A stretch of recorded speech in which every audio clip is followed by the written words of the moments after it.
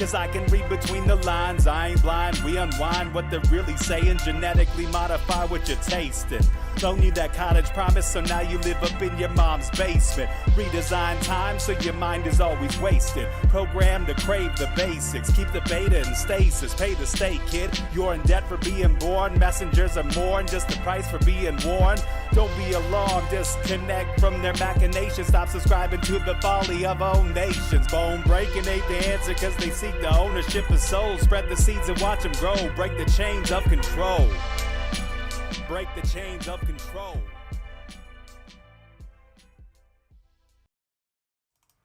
Sweet eternal balance of all that is good, true, and beautiful, friends. I am so excited tonight to invite you all to experience something beyond your understanding. We have joining us a very special woman who grew up in Colorado loving animals and knowing she had a special connection with them before finding as an adult that she could connect with source and translate animals' feelings, needs, and communications on through to our human minds and hearts through her amazing gift. Please welcome friend to all animals and humans and the bridge between the two worlds, Katherine O'Shea. Katherine, thank you again for coming back to Rogue Ways tonight. It is so awesome to have you.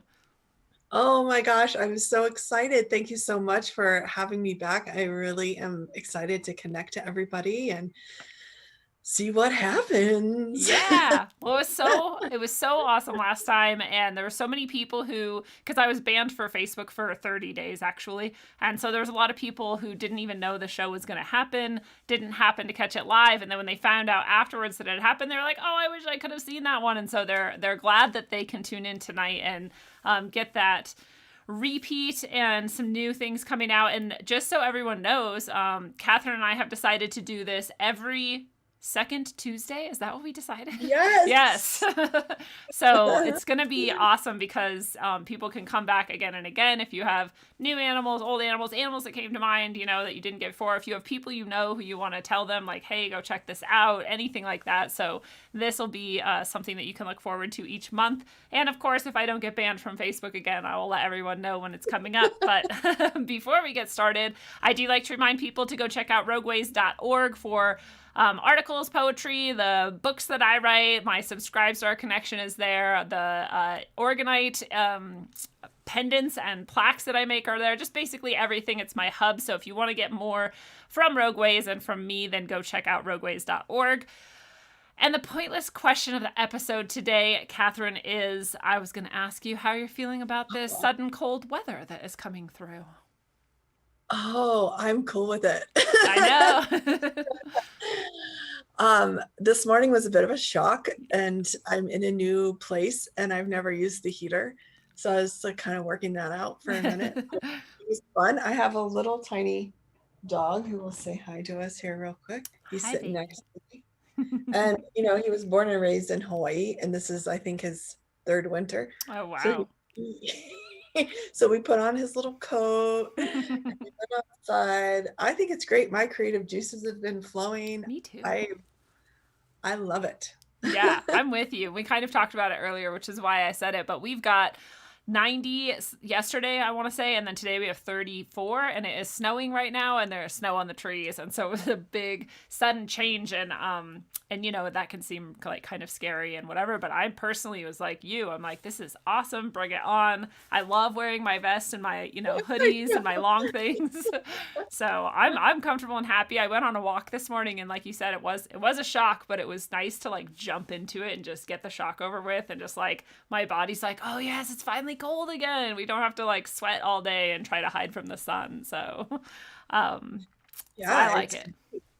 I think it's like got down to like 27 degrees here. It was like 90 yesterday, but it's been really hot and really smoky because I'm a little bit closer to the fires that are happening. Yeah. So I think the air quality is actually better today. Yeah. It's cool, the snow, the moisture. I'm into it. Yes, that's what I was sort of like saying to the weather this morning on my walk. I was like, this is cool, especially if you can like send this moisture and cooling over to the fires, and let them have like a break, because that smoke has been, I feel like everywhere in the world is on fire right now. I just traveled through most of the United States, and almost everywhere we went, there was smoke and fires. And I feel like we've just had more fires this year than ever before. And Um, not great, and it sucks to feel like sort of claustrophobic with all that smoke rolling in no matter where you go, but like I hope this new front that's coming down will sort of push all of that out of the way and, open us up for something new. I'm sick of the fires. Well, Yes. if you, Catherine, want to just sort of, let's talk about again, just for the people who didn't catch it last time, a little bit about what you do and how you do it and sort of what your intentions are, and just the sort of background for people who have no idea what's going on right now. Sure. Yeah, I'm so happy to. So welcome everybody who are joining us first time tonight, and welcome back to everybody who's joining tonight. I'm so happy to have the opportunity to connect to all of you and your animals. So I'll share a little bit about myself and how I do this and why I do this and what is this. So so like many of you, I have a connection to animals, and a lot of you who are watching and listening intentionally to this show probably also feel that in your heart and have probably some animal family members. And as a child, like many of you, I just felt really connected to animals. And I didn't realize until later in my life that I had um, this even deeper connection that was happening. Because, when you're a child, especially, and sometimes people are this way as an adult too, but you're in your existence. So you're just, if you're into rainbows and unicorns, that's what exists in your world. If you can hear animals and see images that they're showing you and connect to that spirit world, then you're just in that existence. And that's kind of where I was. And I just kind of knew intuitively and otherwise what they needed, kind of instinctively, just knew what they were trying to communicate to me in a lot of different ways. And so this was my experience through most of my childhood. And I had pets. I was very lucky to have pets. And as I grew older, I kind of as a teenager, just kind of distanced myself from everything. There's a lot of changes that happened to us at that age. Yeah.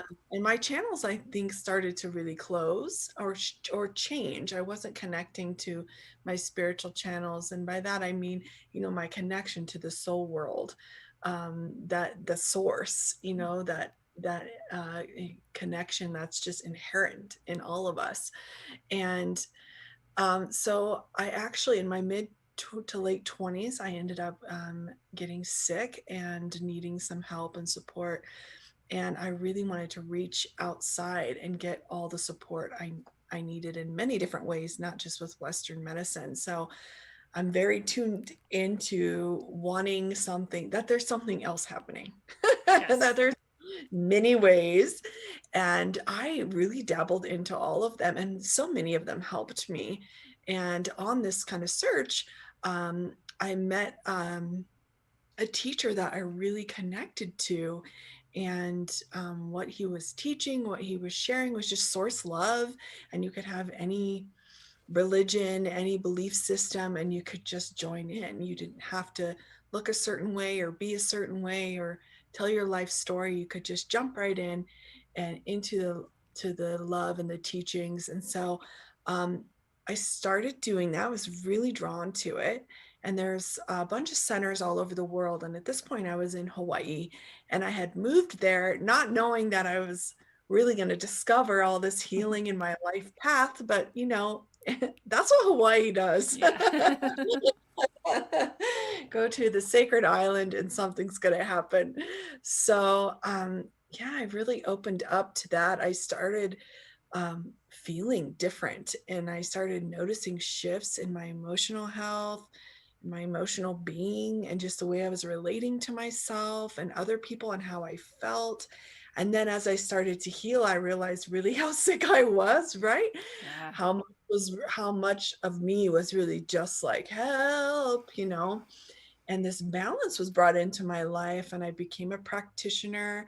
And I'm a Tao practitioner. Tao meaning like source love. It's different than Taoism, the religion, but that's what the Tao is being used for in that. And so I started being able to help others and help myself. And my channel started to open again. And I started to see things and hear things and receive messages.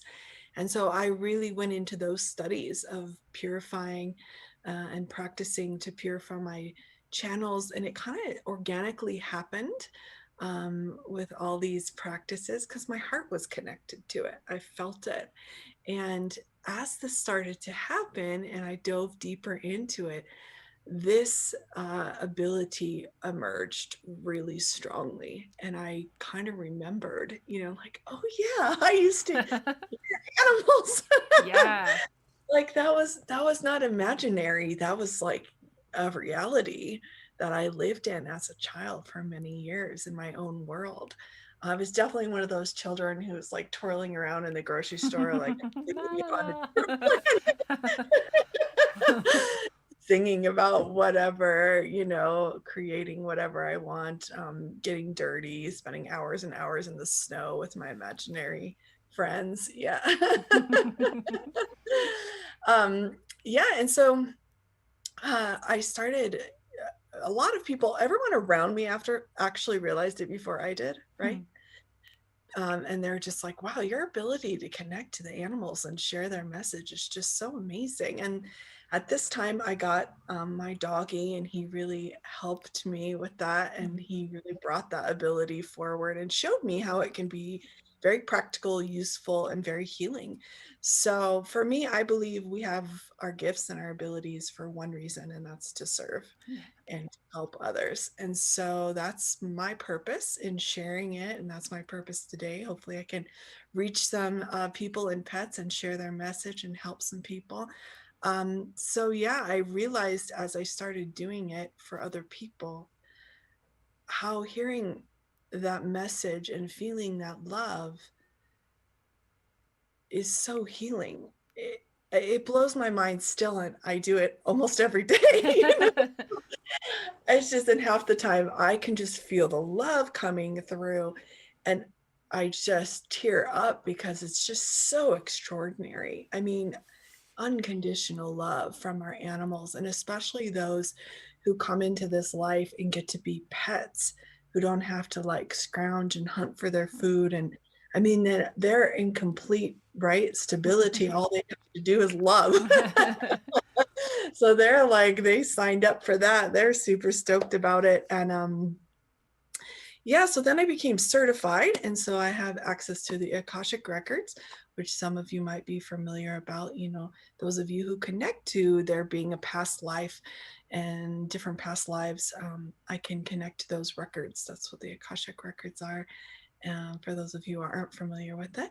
And so, yeah, it's really, it's actually like the most special thing about my life. And I feel extremely humbled and grateful to connect to all of you today. And anytime I can connect to a beloved animal, it's really so special to me. And I've been really putting myself out there the past 6 months, especially, but the past couple of years, but really like, all right, it's time, right? Because it is time. It's time for all of us to step into our power and show our gift.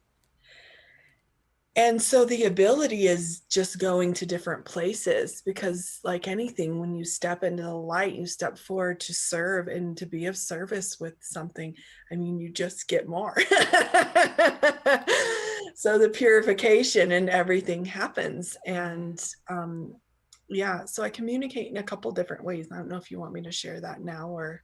Yes. And before you share that, I want to add for people who. All right, just keep talking. No, I love it. It's perfect. And I just want to add for people who weren't here last time, what you were saying about how powerful it is when it comes through and how moving it is. It's like, I know it also was hitting me every time. Like I was physically actually feeling these things, even when it was between you and this other person in the chat or this other animal, and especially when it was for me and my animals. And I think all of us were crying at some point or another. There's a lot of people in the chat and me and you. And so not that it's like this, oh, everybody get out like your napkins, it's going to be a cry fest. It's like a cry of joy almost, So it was very, very powerful for me, and I think the audience, to realize just how real this is. That's actually happening. It's not like a show or a sham. You know, we're not doing this for entertainment. This is an actual communication that's happening, and just how emotionally healing and moving it was too. So I just want to throw that out there. But yes, how do you go about This this? is a perfect segue, actually.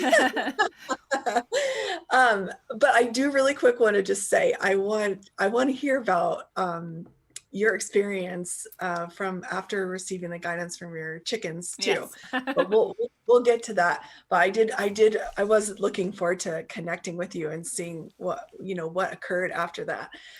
So this is perfect segue to share how this happened. So, just like you were saying, Lindsay, you were feeling it even when the message wasn't.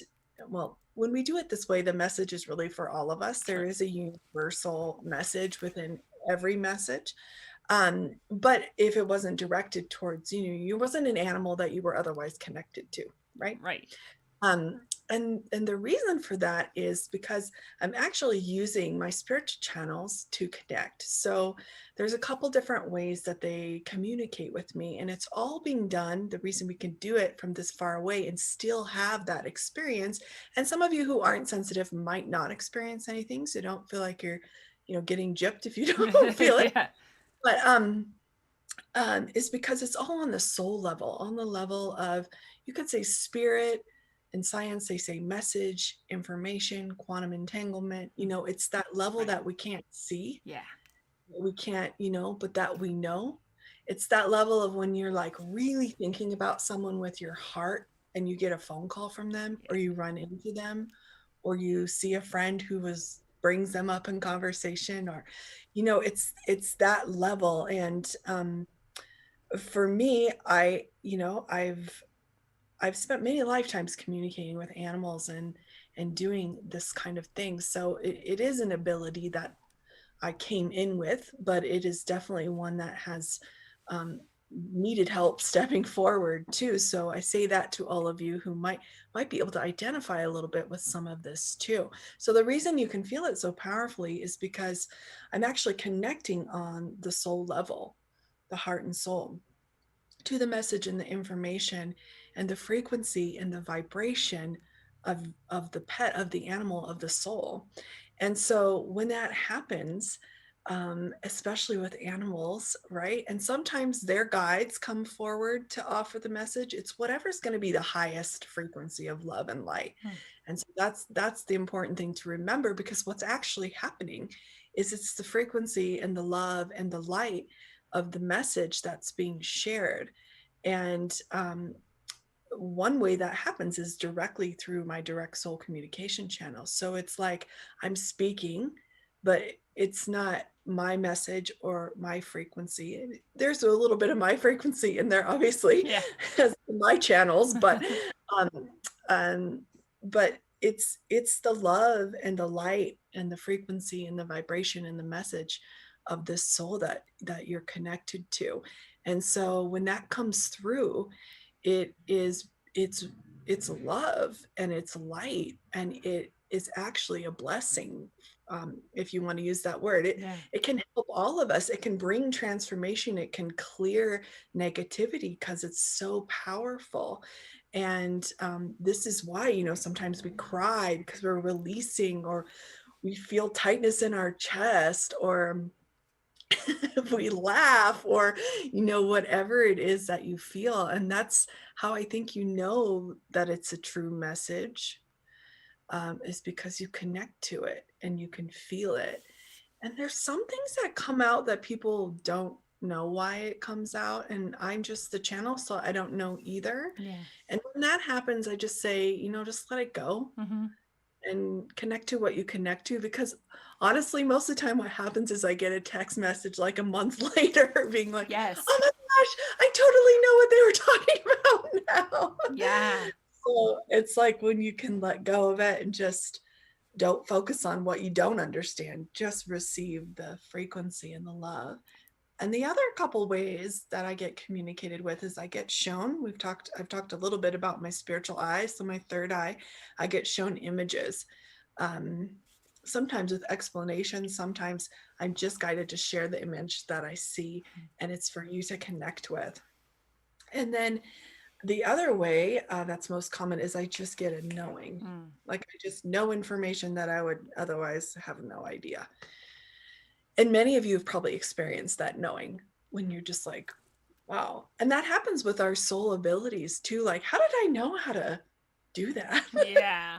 Yeah. And especially, I think people have these things happen without realizing they're happening sometimes too, because just like you were talking about, you know, when you're a kid, you're kind of like in this world and you're slowly trained out of it, trained to forget, like made to expect that that's not real, that's all imaginary, and you got to leave it behind and stuff. And really, that was when you were closest to source, you know, and most immersed in it. And you still have all of that. You've just like shut it down, put it away. But you still, I think it happens probably to most people. And I even think that people who say they're like spiritually dense or like not sensitive, I think it happens to them too. I just think they kind of like don't acknowledge it as such, perhaps. Well, it doesn't really fit in the box that we've created in our world. Yeah. Which is being the walls, you know, there's being holes poked in the box and everything's Tear them down. happening. Yay! But I think, you know, when you hear, oh, that's just your imagination, or, oh, you know, when you discredit, sometimes I hear that like in the grocery store and stuff when adults say stuff to kids, and I'm just like, man, I got you, kid. You know, give them a little wink or I was something gonna say, like. you want to like pull them aside and be like, it is real. Don't give up. Cool. Yeah. I am also half unicorn. Yes. So just like you. So yeah, I think it's something, you know, someone very close to me recently said, like, because, you know, I studied this, and that not in a way that you would go and study to be a lawyer necessarily. It's a different study, right? It's a different way of studying. And many of you probably have your own practice, whether you're tarot readers or mediums, or, you know, whatever it is that your craft is, your skill is. And someone said, you know, but can you study to do that? Can anyone do it? And honestly, I think that a lot of us have our special gifts that we come in with. But yes, I think everybody can do it. Yeah. I'm with you. I'm like I the really same. do. It might take some people a little bit longer, a little bit more study, a different kind of practice, who knows, but I don't think it's blocked to anybody if this is what you're, but I think that's important too about, you know, that you're called to certain things, because whatever you're sort of drawn to, I think is going to be where your gifts lie. And so, you know, if you just pick it up to sort of force it, it's probably not gonna be that easy to make it happen. But if you pick it up because you're feeling attracted to it and drawn to it and like you're very interested in it, then there's probably a reason for that, you know? Well, and for me, I feel like it picked me up because Yeah. honestly, people kept saying to me, you're communicating with animals. And I'm like, what are you talking about? Yeah. Like, that's not normal. And they're like, no. Yeah. And I'm just like, oh, well, and I actually did have a blockage around it. I was like, but can I like do something else? You know, because I do think that sometimes there are some, you know, negative messages or blockages that keep us from really tapping into that. And so if it is something that you're interested in, doesn't happen right away, you know, it could be exactly what you said, that there's a practice or a teacher or a place, even a place you need to go to, like Hawaii, or you know, something to activate that. And that's something that I work with people to do also, is to remove those messages that might be keeping us, you know, I had to go at it for a little while to really open my heart. And that's really when the ability came flooding in. That's cool. And as much as I tried to be like, no, people are like, yeah. That's like, I have my boyfriend who is super psychic all the time, and he just doesn't think he is. And I'm like, okay, dude, but like, you are all the time. Like, read people's minds, like, all the time. And so like to the point where we're like playing a stupid video game like Jeopardy and stuff, and I'm like thinking of like a song so that I don't think of the answer, because I know he'll get it from my brain if I think of the answer. So I'm like distracting my brain with something else. But anyway, I do think there's a lot of people probably in that same boat that are just like, no, no, this isn't real, or this isn't, or whatever. I don't know what people are talking about, because I think some of these things can feel so natural to us. Like we've actually always been doing it. We just didn't even notice. So I'm sure that was something like what it was like for you. Yeah, and I think, can you hear me? Yes. Okay. And I think I want to share a little point about that too, is first of all, yes, so I know your boyfriend. Yes. We grew up together, and I in class that totally makes sense now why we used to just crack each other up like to the floor without really saying anything or much, because it was Yeah, you just guys we were were just, both just like that makes so much um sense. but I think that's so powerful too, because this is part of why I love doing this, is because when that pure message comes through, when that field, the communication field is activated, which we'll do, and you'll all have a chance to connect with your animals.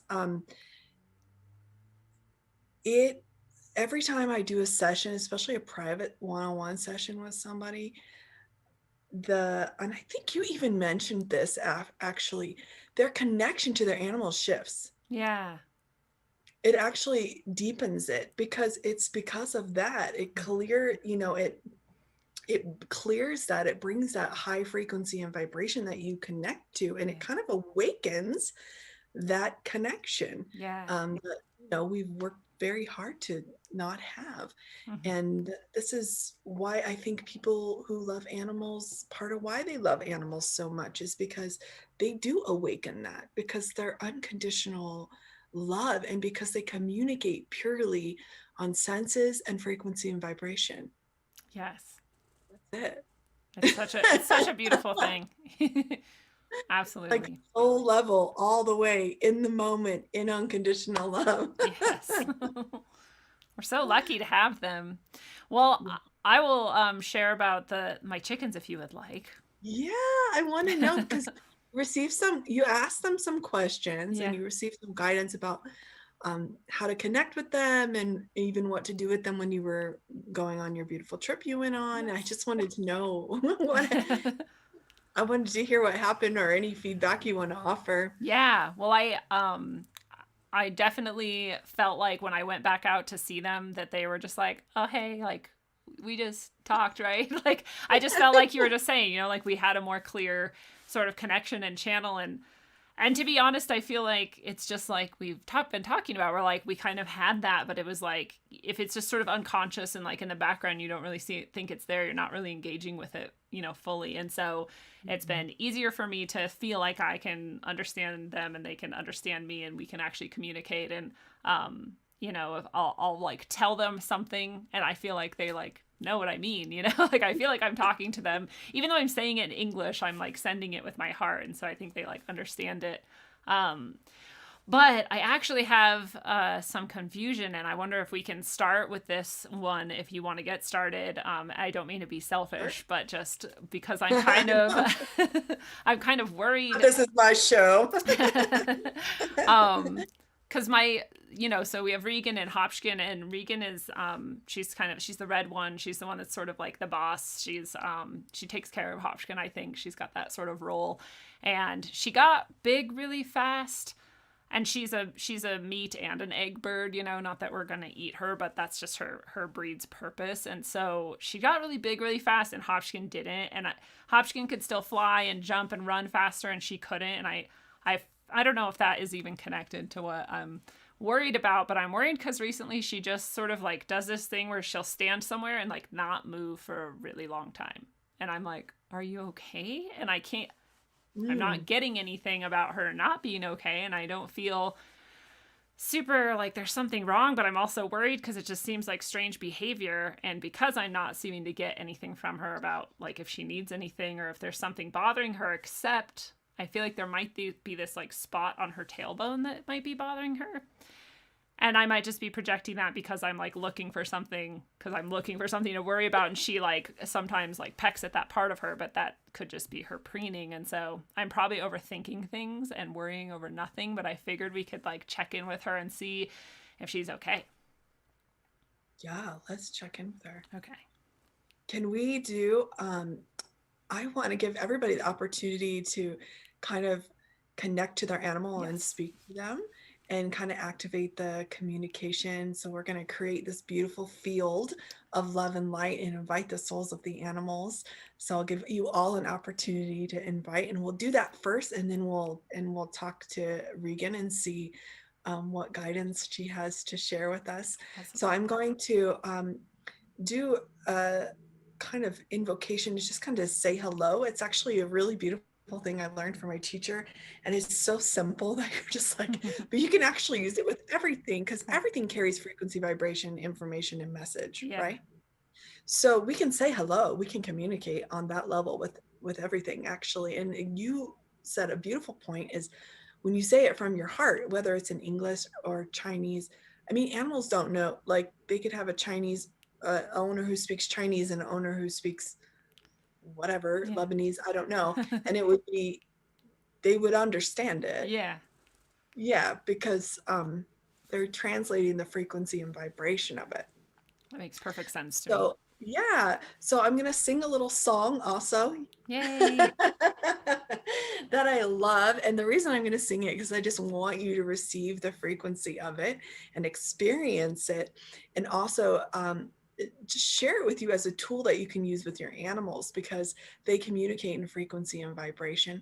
And this song is my go-to. There's a lot of songs that carry high frequency and vibration that a lot of people use. This is my go-to one because it just works. It just is. It's just one that I connect to, and it shares a very simple message. It's very easy to learn and pretty easy to listen to, I think. And you can turn it down and just kind of chill out with it. And it's a really good tool to use. And what it does is it carries that positive information, positive frequency, vibration, energy. So not just the energy, but the actual information. It's like a positive informational field. And so when we activate it, it creates this, it's the message we were created with. It's the message of love, source love that everything shares. So it really activates that, and it can create this beautiful harmonized field, which if you have an animal who has anxiety, physical pain, really anything, behavioral issues, or two animals that don't get along, or a new baby in an animal, lots of situations, you could just simply play the song and just see what happens. Yeah. Is this And when I sing it, if you're hanging out with your animal, with your beloved pet family, just kind of like keep an eye on, see what they do. Yeah. Is this peace, love, and harmony? Yeah, this is Love, Okay. Peace, and Harmony. Love, Yep. peace, and harmony. Yeah, and you can download it for free. It's really cool. It's a song that was just channeled, right? In the Redwoods in California, actually.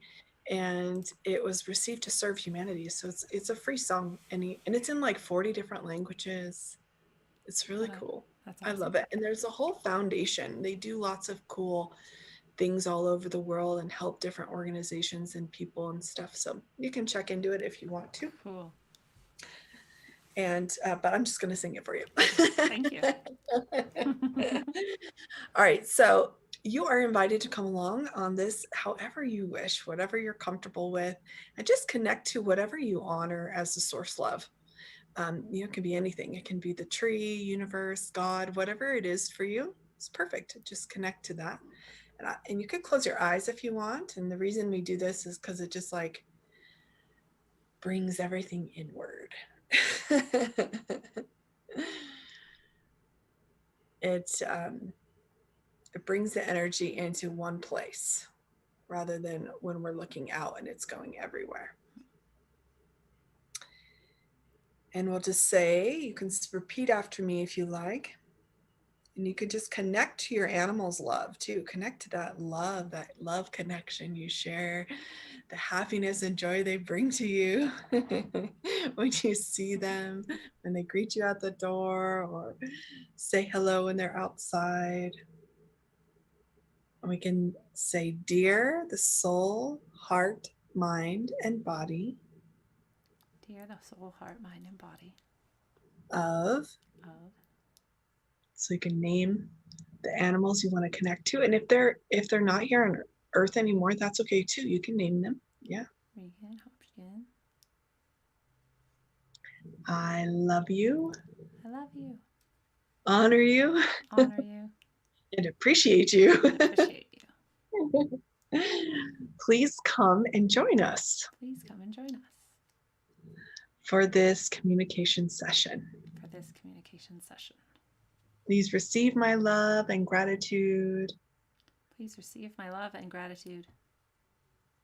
And please offer your message. And please offer your message to all of us. To all of us. Through Katherine. And Katherine. Through Katherine. Yeah. And so now you can take a moment to silently say whatever you want to say. So Lindsay, you can ask Regan. You can share with her. You can share your gratitude. If you are needing a different behavior or something from them, you can ask them. If you want to know what they need from you, you can ask.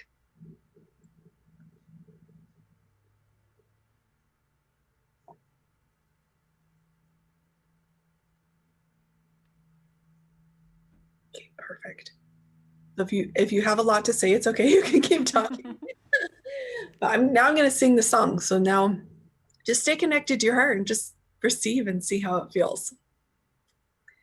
Lula, lula, lee. Lula, lula, la, lee. Lula, lula, lee, lula. Lula, lee, lula. Lula, lee, lula. I love my heart and soul. I love all humanity. Join hearts and souls together. Love, peace, and harmony. Love, peace, and harmony. I'm going to sing it to you in Hawaiian just because it's so beautiful. Cool. E aloha mai iau. E aloha kako apa. E pili mai uwai kako. Aloha malohia lokahi. Aloha malohia lokahi. How that was perfect. How That's awesome. Yeah, how do you feel? I feel super tingly, actually. I do too. I was just actually feeling like I was definitely the people in the chat are also really connecting with that because I was feeling like a big expansion. So that's awesome. Yeah, so that's the cool part is it just creates that field and expands it. Yes. Good job, everybody. Good job, everyone. All right, so now, we've connected. We've invited all the animals to join us. They're definitely here. Or I can definitely feel them. And I kind of use that as a way to kind of also be, inviting, because, mantras and those kinds of things are gathering tools. This is what they've been used for. And so does gather the light. It gathers the love. It gathers those beings connected to love and light, the stars, the moon, the sun, and all of that to come and join us with us. So I love doing that. So thank you. That's perfect. Thank you for sharing it. All right. So we want to Sorry, somebody Jamie says that their cat Phantom started purring when you started singing. Oh yeah. And someone else said they've been using this song ever since the last episode with you. Oh, nice. Yeah, Lindsay and Smith please said feel that. free to share. Anybody, if you've been using it and you experience anything. Hi, Jamie. Hi, Phantom. I know I've been connecting with Phantom the last few weeks and Jamie, so I'm glad you guys That's could join. um, and also, if you were on last time and you received a message and you had an experience, we want to hear about that too. Yes, definitely. Yeah. Yeah. Cool. And we're going to get a message and connect to Regan. And then are we going to open it up to everybody? Yes. So if everyone wants to get ready, if you have animals, get ready to share their name and what type of animal, right, is what you need. Name, type of animal. And then, if you have a certain question about something, yeah, it's helpful, if you want to know, it's up to you. Yeah. But if you have a question about something, much like you do, you want clarification on something. I also this month in my practice and I'm really focusing also on our relationships with our animals. So if you want to know a little bit about your relationship with your animal or the root of it, or how you can connect to them better, or if you just want to hear a general message, you can either type your question or just put general message. Yes. I think that's helpful. Is that helpful? Yes, that's perfect. And last time we got to everyone, so don't hold back. Like if you have things you want to do, share it. Yeah, this is why I'm here. Yes. The animals have recruited me. And we're back on Facebook since I'm not blocked anymore. So anybody on Facebook, DLive, or YouTube, you're all welcome to share. I can see everybody's comments here, so go for it. Yay, perfect. That's awesome. Okay, great. So I'm going to take a moment, everybody, and I'm going to be quiet. And especially since this is kind of our initial communication, I'm going to take a moment and really connect, because my goal is to step out of the way as much as I can, so that the message can come through without my mind being involved. And so I can just receive as clearly as I can. So I might be quiet for a minute. And you're invited also to just close your eyes and be in that stillness with me if you want to. Sometimes that helps me, actually. Okay. And we're going to connect to Regan, and we're going to ask what's going on with her, if she's okay, what support she needs, what is did she change her behavior like a couple of weeks ago, or what? No, just a couple of days ago. So since we got back really from our trip, it seems like the first few days she was just like she always had been, and then all of a sudden the last 2 days she's just been standing really still a lot. And she kind of almost looks like she's like gonna move and then doesn't, gonna move and then doesn't. And I'm like, is something wrong? Like or is she just like meditating or something? I don't know. I just worry. All right, well, let's see if she has anything to share with us. Okay. So, Lindsay, your job is to take a moment, just really connect to Regan and all this love in your heart you have for her, your connection.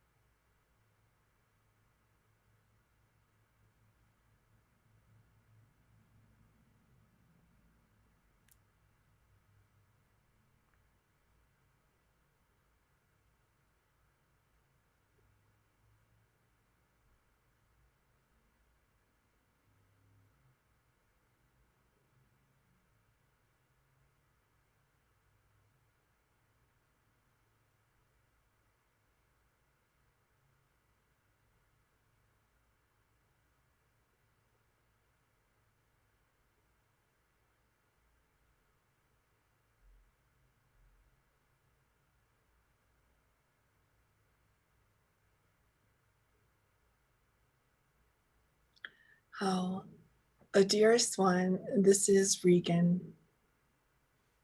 I'm so happy that you are back, and I missed you while you were away, even though it wasn't for very long. There isn't anything wrong with me. I am just taking my time. It is part of my aging process and is related to my hormonal growth and the age that I am. I love you and I'm grateful for your concern. Please send me extra love and compassion as I go through this shift in my life.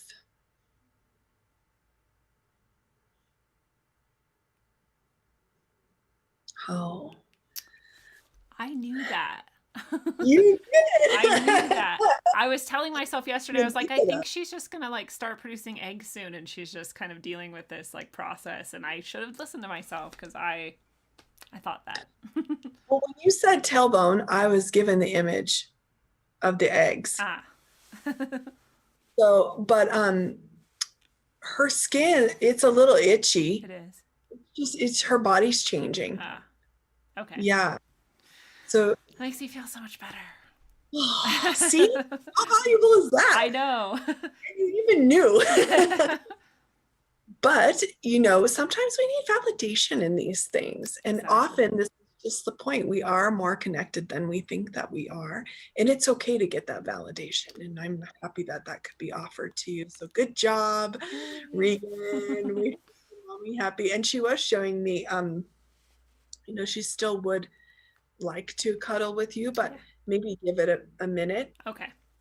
Just kind of sensitive in her body right now. That makes sense because sometimes I've like grabbed her because she just won't move, and I'm like, do you need like something? And I like hold her and pet her, and I'm like, does she not like this really right now? Because she used to, but maybe I'm like pushing it on her now, so that's good. I mean, she loves you. Yeah. She doesn't love that. Yeah. Okay. Teenagers don't love pimples or whatever. Yes. Like if you're trying to, wipe your kid's face when they're 14 or something, they'd be like, dude, back off. That's it's just a personal space thing for her a little bit. Okay. And what I also saw was her physical body is actually changing. So I don't know if she's gotten bigger or you did say she did. She's gotten bigger. She's growing a Sometimes lot. when I use my channels, I forget what wisdom my brain has. So she's like recalibrating everything. Okay. So space is really important to her right now. Okay. Does that make sense? Yes. As she kind of reconfigures what's happening. Okay. Do chickens see all the way around? They see from, I think they're missing just the straight ahead part, but I think they can see all up and all around. Yeah, so what a trip, right? Yeah. Like all of a sudden you're getting bigger. It's not like you're accidentally bunking into something and you don't know. It's like you actually see that you've expanded. So I also got spiritually, like, just on the energy level and spiritual level, there's a lot of information in her field right now. Okay. So it's important to her. It's not that your information can't be in there. She just has a heightened awareness of it. Okay. That makes so much sense. And for her, it's like she's got a job to do. So she kind of is taking it seriously. Yeah. She is really like that. Like she is very serious and she is like, measured, and she does exactly. And she has like, I just feel like she took the role as boss and she takes it very seriously. Yeah, I heard her say like, no mucking about, like.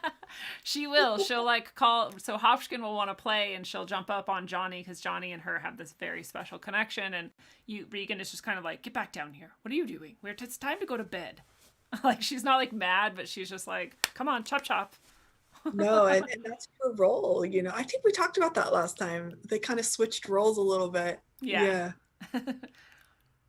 So, okay, that's perfect. Thank you so much. Yeah, I hope that helps. Thank you so much. Thank you, Regan, for letting me connect with you and being so special and loving. And okay, well, she also likes the color yellow. Oh, she does? Ooh, I'm going to use that to my advantage. Yes. I want to give them more perching options, but they're scared of the one I gave them. So maybe if I make it yellow, they'll be more into it Mm. or something. Yeah, she likes the color. Cool. Okay, thank you. Yeah. Well, Lindsay Smith is wondering about her cat Jack, and she's wondering if there's anything that her boyfriend James can do for him, for Jack. What can James do? Okay. Oh, okay. I think I know Lindsay, maybe. You Maybe might. not. Lindsay Smith? Yes. Okay, Lindsay Smith. Let's see, what is a cat, you said? Yes, Jack the cat. Jack the cat. And this is a perfect example of why I like to know what kind of animal, because if I just tried to connect to an animal named Jack, Jack. every kind of animal named Jack, 10,000 Jack Terriers will show up. I know. I'm like a frog and a field mouse and a all kinds of Jacks. Okay, Lindsay. So your job is just if Jack's with you, can connect. Just also just connect. It doesn't have to be anything like light a candle, sit in a dark cave and close your eyes. Just connect to the love of Jack and the love that you have for Jack and the love that Jack has for James too. And we'll see what Jack the cat has to say.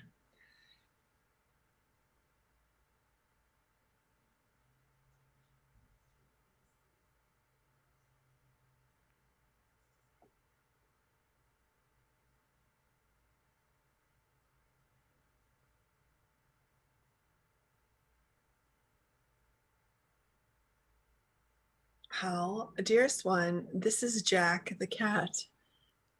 I'm so happy that I get to speak to you and share my love with you. Thank you so much for being my mom and for everything you both do for me and my brothers and sisters. I love you so much. One thing I would like to do is be up on something. So I see him like if he likes to crawl up on the counter. I don't know if he likes to do that, but that's what he's showing me. He wants some things to go up on, um, and in that going up, he wants to be able to engage with you on a higher level. So I see like a counter or somewhere that he just wants to be on that level with you. I don't know if James is tall, but he wants to be up. I think James is tall. Okay. And he says it's safe up there and it's kind of their own little space, like up there. And I just see him like petting him. He wants more pet, just loving him. So he's showing me like some kind of, it almost looks like, oh, it's one of those toys, but it looks like a fishing pole kind of. And there's like he's showing me like a yellow dangly thing on it. He wants time to play, but also how he wants to play with it is just if James just drags it around, like behind him, or like puts it in his pocket and walks around and he can just kind of chase him. He says it doesn't create as much noise and ruckus, but it's fun for him. He likes to, kind of hunt like that. Yeah. Um, Is there anything with his aging or with the baby that he needs attention for or to? so let me I heard salt. He needs some salt. So I'm not a vet or, Yeah. whatever. So definitely check before you Do something. that. But I did hear that. And that could be why, if he's licking your skin more, it could be why.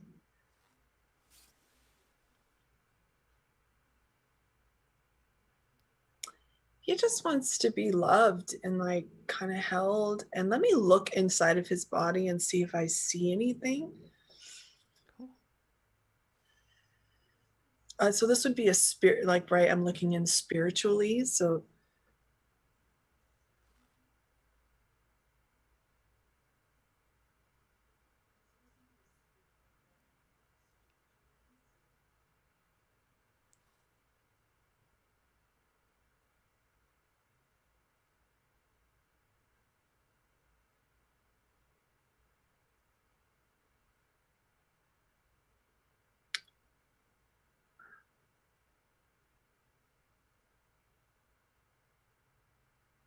I actually see a lot of light. Where it gets a little more dense and not as light filled is along his vertebrae, like from the middle of his back down. Which, if he's older, you asked about aging, so that that kind of is just what happens, and also in his kidneys, which may be connected to the salt. True. I don't know. It might be a purification. You'd want to make sure he had enough more water also, but he might need the minerals. So you can also look, Lindsay, up and see if there's like some kind of mineral supplement that is good for cats. That's not going to be hard on his other organs because he's aging, but there's some kind of minerals and stuff that could help his kidneys. I don't see anything abnormal. I also saw a little maybe tenderness around his paws. But it's not anything, that's not outside of just getting older. I'm also hearing fish oil, so I don't know if that's something you'd want to put on as food. You'd have to look that up and check with the professionals and make sure it's okay, or your own tuition. You can make your own decision. But other than that, he likes bright colors. He likes flowers. He just likes being around you guys. And that might need to happen in a little bit of a different way. He's telling me he's a little bit like shy about the loud noises, which I get. I know who you are now. Okay, so if you have a baby, ding, ding, ding. I mean, a baby, that would make sense, especially if the baby's up and about and making more noise, and the cat's older. And it's more of not like a sound thing, but it's more of just like a overload. Yeah, he's just sensitive. And he wants James to sing to him. Aww. There's a song that he likes that he sings. Did that come up last time? I think with was this Wednesday's mom too? Wednesday. That sounds familiar. I think so. There's a cat named Wednesday, and I think you're Wednesday. Right, yeah. I think Wednesday also said she wanted. I was gonna check Instagram, but it's gonna take too long. But yeah, I think she has a I'm cat named Wednesday too. Yeah. So I hope that's helpful. Yes. Let us know if that resonates with you. She definitely said that he does have a low bad back, and that he does lick James's face. And that he loves being up on the shoulder and being pet. So it definitely makes sense. Yes, she says yes. Perfect. Yes, it's Wednesday's mom. Yes. Okay. Hi, Lindsay. Oh, Lindsay is awesome. Lindsay is a magical being of light and she love. is. I just imagine sparkles like flowing all around her all the time. See, I know now because we're connected on Facebook as well. Oh, cool. Have a visual. Were you connected before this? No. Oh, okay. I was like, that's really weird because I don't think we were. I don't think we were. That's cool. Okay. So should we do the next animal? All right. We have Gordon has this special connection with these owls, and they're wild owls, but he has a relationship with them, and they've grown up in his something like chimney or something, some sort of brick area in his house. I've seen all the pictures and watched them from like babies, and they're generational, so generations come back. But he has a specific one named Gwen. Might be the best to connect with, but all of the owls, might. They're like your Amakua,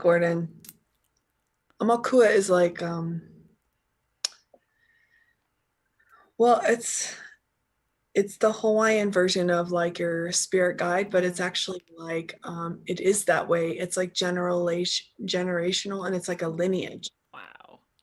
Like even in your so Like his. your your ancestors Wow. even are connected. I got chills all over my body Woo. instantly.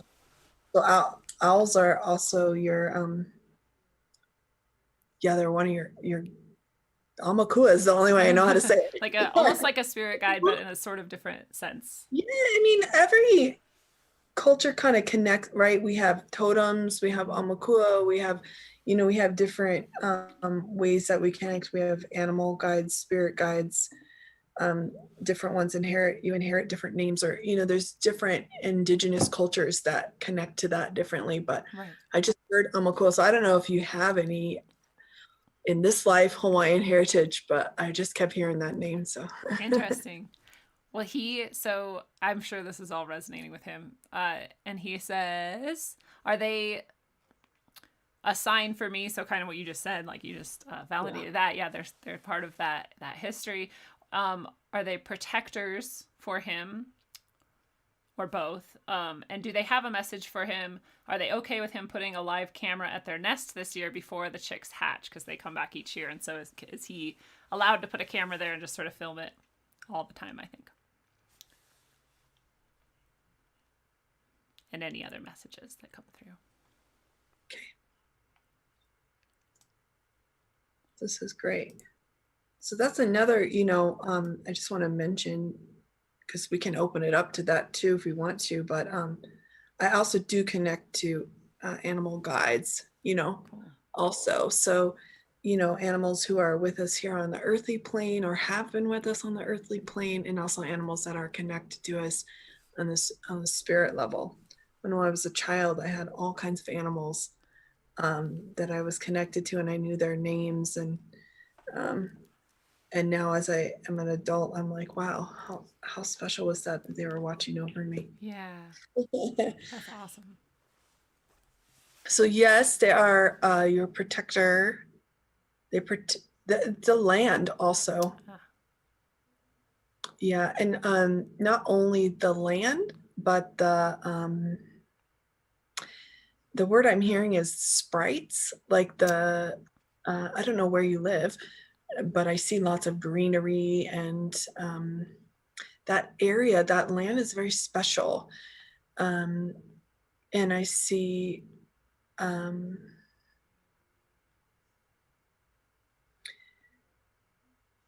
kind of like fairies, but they're just a little bit different. They're very specific to the plants and the vegetation and the even the underground. I don't know. I'm just hearing there's springs underground, or there used to be. Wow. So they're connected to that. So they're also guardians of that land, and they're kind of like elders of the land. And they are a communication.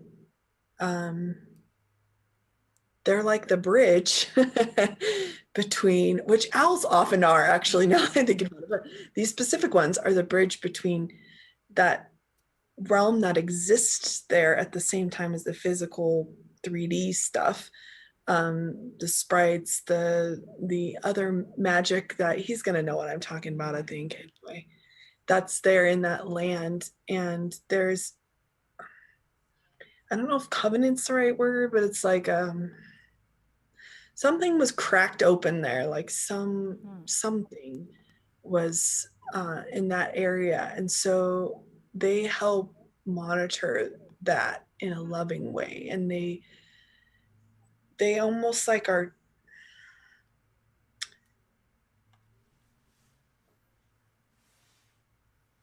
sorry, my brain's wanting to translate, and it's not gonna work. So they're like guiding the light. Wow. To wherever needs it. And the light is protection, and light also, prevents sickness or anything like that. So also in the land. Wow. Um, they try to keep the trees healthy. And they're very serious about it. And they're very grateful he asked if he could put a camera there. Mm.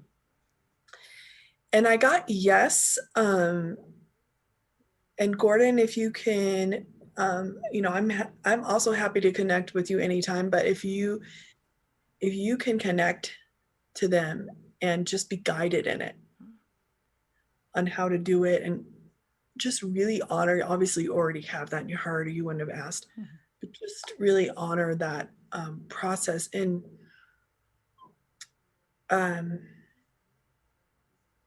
it's almost like a ceremonious kind of thing, and you ask permission and you're allowed to. So just really honor it and be grateful for that, because they do want to share that, and you'll know what to share and what not to share, and just trust that. Yeah. And there is a message for you, actually. How, dearest one, this is the guardian owl. I love you and want you to know that you are deeply regarded and watched over. A thank you for all that you do with the ground covering and the land. Your presence here is deeply appreciated.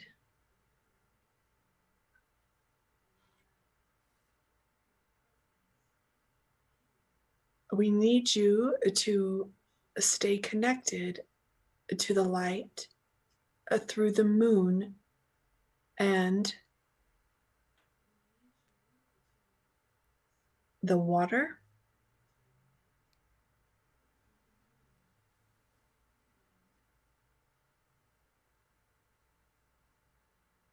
Oh, Wow. yeah, it was kind of an interesting frequency of message. Yeah, so I just want to honor it real. Yeah. They're very sacred and high level animals. Yeah, these special ones. Yeah. And there's something interesting about their eyes. I would love to see a picture of them, but Yeah. If Gordon and you aren't connected yet on Facebook, Gordon, if you could friend Catherine, or Catherine, find Gordon, because he has so many pictures and you can see it. oh, great. I don't know if that resonates with you. If you have questions, you can ask, but especially the water. There's something very special about the water, and whatever you think you know about it, you know about it. Mm. So trust that, and it's okay to be chosen for that. Yes. Wow. Yeah. Gordon, I trust Gordon completely to do exactly with that as what he should. He'll know what to do. That's so cool. I almost started crying. He said he was in tears. I'm sure some other people are too. That was pretty special. It's like you said, like, I think we all felt that was this sort of high level, very sacred. Not that any of this isn't sacred, but just that was like a deep energy. Yeah, and there's different levels, and they're all special, and they all carry the message of love. But there are some animals, just like some humans, that they have a special connection, and they come for a reason. And this, sometimes our animal guides, the ones in other realms, come into oneness with the 3D existence, and that's like what's happening. I totally feel that, and I felt that when you were describing it, and maybe it's also because I learned this somewhere along the way or something, but that owls are sort of that liminal space, that is, like you were saying, like that bridge between the spiritual and the 3D, and they inhabit both and just travel between the two. I know I'm learning that more and more as I connect to them. And a lot of people right now who I've connected to in the last 3 or 4 years. So I also paint heaven's animals. I channel them, and their message comes onto the canvas, and lots of owls come. A lot of people are connected to owls right now, and there's a reason for that. Yeah, I'm bridging the gap. That's so great, so great. Well, should we go to the next Yeah. Okay, we have Bonnie. Hi, Bonnie. I love how excited you are. Hi, Bonnie Bonnie. Bonnie has a dog, a special dog named Vanna, and she passed just under a year ago. Um, and Bonnie did not have a specific question or anything. I think she just wants to connect with her and see if there's anything general Yeah. message maybe. Thank you, Bonnie, for the chance. Connecting to animals who have already, they say crossed the rainbow bridge, which I didn't think was real till I actually was seeing that like something like that actually happens. It can be really healing, and this is a lot of the work that I do actually is connecting. Yeah. Okay. So Bonnie, to connect to, bless your heart. And first of all, I'm sorry for your loss. I send my love and condolences to you. And also congratulations on, being in a place where you can receive a message and having your heart open. And I'm already just hearing, she's like, so proud of you. So I'm being shown a couple numbers. So I just want to share them with you. And Bonnie, if you connect to them, you do. If you don't, you can let it go. But I got 7 and 14. And I'm not getting any explanation, so it's not for me. Okay. So however you connect to that, if you want to share it with us, you can, to validate it for yourself too. But yeah, okay.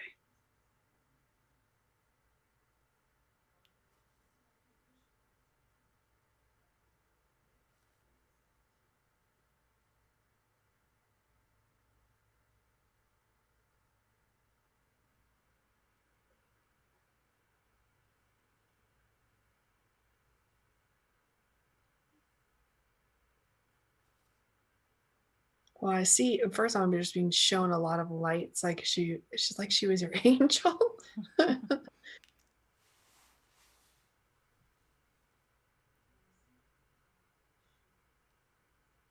And she is happy not to be in the confines of her body. I don't know if that makes sense to you.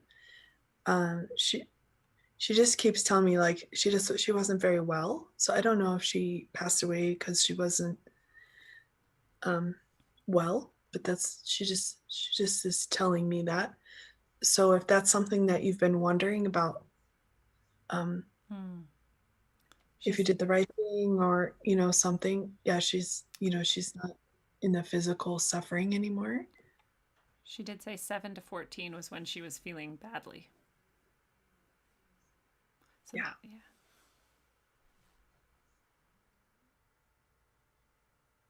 But she's so happy to have you, and she said you like never really left her side.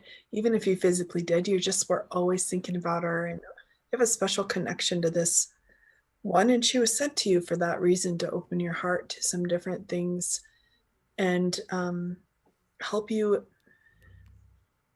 One of her jobs was to help you in some of your relationships, so maybe that resonates with you. She just keeps saying she's like your guardian. I wonder what kind of dog she is, because spiritually she has like this flowy, like, I don't know what kind of dogs they are, almost like those Afghani looking dogs. The fur is like that. She's just like, she's very free in her existence on the soul level. How, dearest my beloved one, I am at peace, and I would love for you to also be in this peace with me. I know that it was painful when I passed, and I know you understood that it was time. I do not regret one moment that I spent with you, and I do not want you to feel responsible for my embodiment. This was my path, my lessons, and I knew this quite well. I have no resentment towards anyone or anything. Please call upon me to come sit with you while you read. Stay connected in moments where you think you see me out the window, and know that my love is with you. Oh. Wow, it's very powerful. Do you stare out the window and think about her? Like, I saw this like, kind of rainy window, and did you put something in your window, like a prism or something, or you could shine the light? She has such crystal light energy. Like, I don't know what she went through in her life, but Wow. yeah, it's really heart touching. Very. Yeah, very I was beautiful. tearing up. Do you still have her collar? Is that what it is? She hasn't responded yet. She did. That's okay. Yeah, not to that yet. So, it's okay also to hold on to those things that we remember them by. Yeah. And for those of you who have recently, or, it can even be 20 years ago, you lost an animal, a pet. Our pets are our connection to source love, unconditional love. It's like what their job is. And they're so good at it. Even when they're teaching us these powerful lessons that we need to learn, and we think that, they're not behaving how we want them to, or whatever challenge they give us, they are still really connecting us to that unconditional love. And I am going to be doing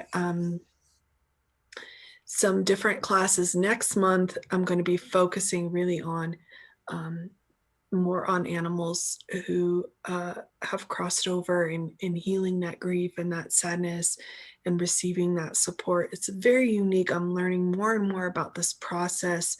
The more people I connect to and the more guidance I receive, it's a very unique situation to have that unconditional love and presence in your life in that special way that the pets bring it to us. And then, most of the time we outlive them.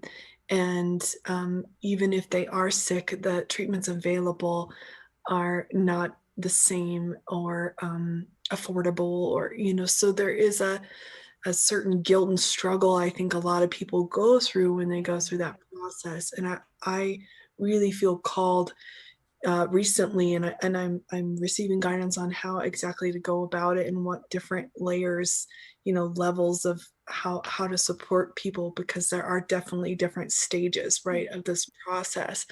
And even for people who are getting ready to say goodbye, this can be very valuable. Yeah. So I invite anyone to stay connected with me. And I know Lindsay's going to share that information with all of you, but I'm going to be doing some different programs and different meditations and offering more help. As a Tao practitioner, I can offer blessings and really help to transform those messages. And it's not to take away your grief process, it's to really hold you in that love and light so that you can, because really what's so unique also about the animals is actually how we can heal the grief and sadness is through connecting to their love.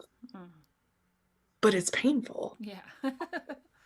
It's like kind of being supported through that process, so that that's actually what's going to heal us is their love.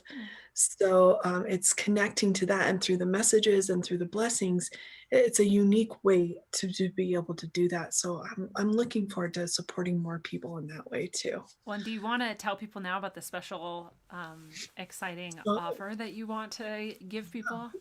Good. Yeah, I think it's a good time. Yeah. And so this month, that's already, I can't believe it's already like the 10th of I know, 8th. it's crazy. We're like a third of the way through September already.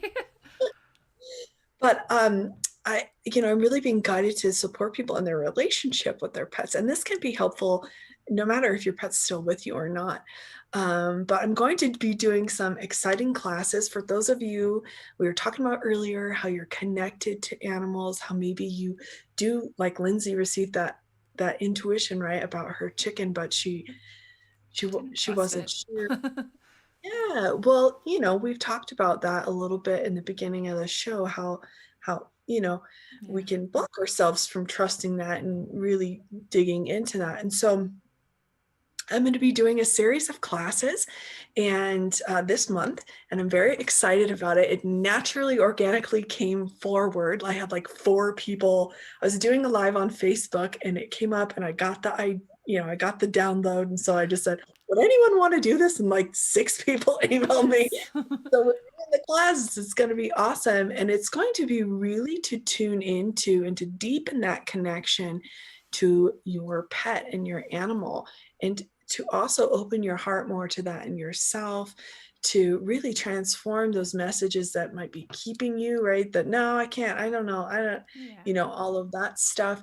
And also taking you through some tools that I've learned and I've been taught and that I use myself to have a deeper connection, to just naturally be able to connect on a different level. I'm going to be offering blessings, readings, different things about your relationship for those of you who do believe in past lives.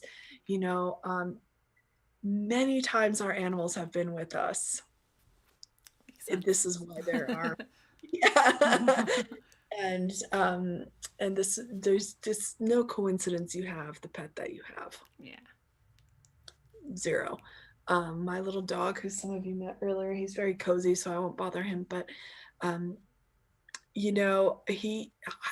we've been partners for like 6 lifetimes. Wow. That's partners, and we've also been like, we've lived other lifetimes together, and a lot of them were just so beautiful and so harmonious. So this is why we get to serve in this way together. This is why it was so like beautiful. He's really never caused me any. I mean, I think something, and he just it's really beautiful, and I also can support him in his journey, because our animals are also on their journey, and they're with us for a reason, because we have these different abilities as humans to help them and to support them. And so these classes are going to be about a lot of those layers of different things, connecting to your animals, deepening that connection, helping you to know what they're feeling, know what they're thinking in a different way, to trust that within yourself. The blessings that I give with these powerful positive information fields just will clear some of that away, help you. Every class, everyone who registers receives a blessing.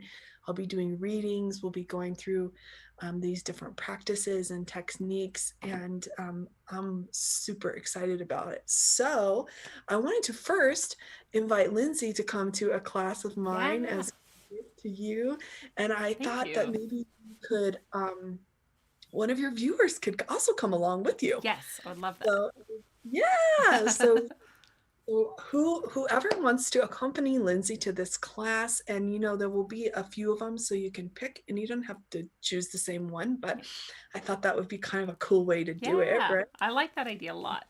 Yeah, so if you are interested in this period, you can let me know. Everybody is welcome to register for this class, and I can send you more information. But I'm going to give you an opportunity right now to receive a pass, my gift to you. And you can join Lindsay at one of my classes, and I'll share more details with you. And let's see. So do we have them email me to register? Let's do that. Yeah. What okay. Email would you like me? I'll just share it in the chat right now so everyone listening can register to win. Yeah, it's Soul Art Cafe. Soul Art Cafe at gmail.com. At gmail.com. There it is. So everybody right now, just send a quick email and just say, hey, I want to get a chance to come to the class. You enter a chance for the class, and then I'll put the names in the hat, and we can draw one, and you can announce it. we'll do it later, so we have more time now to connect with the animals live. And we'll announce that, and I'll get in touch with whoever wins. And also, I'll share if anyone's, if you send me an email, I can let you know how to register. If you're interested in the class, there's gonna be a series of them. Cool. Yeah, and then next month we'll do ones for connecting to the animals who've crossed over. And Cool. yeah, Perfect. So work on our relationships and our abilities to connect and communicate with our animals. And whether they're here on Earth or not, it's a valuable connection and perfect. relationship, and it's for a reason. Yes. I love it so much. And it's really affecting everyone right now as they're listening as well. And Bonnie shared um, that they didn't know that she was in pain for so long, and they realized that after she passed, the sort of signs that had shown this. But she did look out the window and think about her out in the grass often. So that is something that she has had, and that she has been there for her when she's gone through hard things like a breakup. And she's just very grateful. She said, "Thank you very much." And she was crying the whole time. So I'm glad that Bonnie could have that experience. So get a crystal or something for your window, Bonnie. I like that. If you want to, and just let the rainbows fly or whatever. Yes. I had our next one highlighted, and then Oh, I you undid can it. give me a couple if you want me to write them down, if it's easier for you. Yeah, let's do that once I Okay. found out where I was. So we did. I'm so excited about these classes, you guys. I'm so excited to see who wins. Me too. Very excited. And I know that you're excited because I was like, oh, Lindsay's gonna love this. She can learn how to connect with her chickens. Yes. Wow, I cannot find. Oh, okay. We're getting there. I'm almost there. Okay, we just did Gwen and Vanna. Okay, so now I'll just go through and tell you all the people and animals so that we can not lose it over and over again. Okay, so My pet. Regan wants to know, Regan the human, not the chicken, wants to know about his dog Loki. He's getting older, and he wants to know if there's anything he can do for him, and also what he can do for the other dog when Loki passes. There's another dog, Isabella.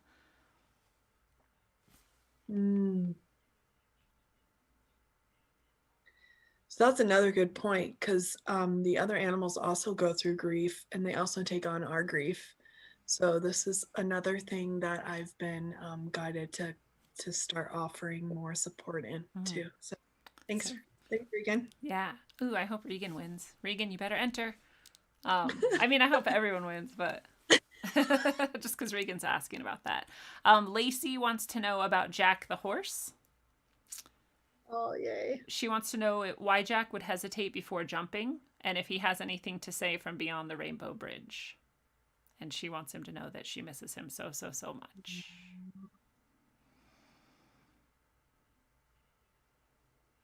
Oh, and back to Regan. Regan wants Loki to know how much he means to Regan.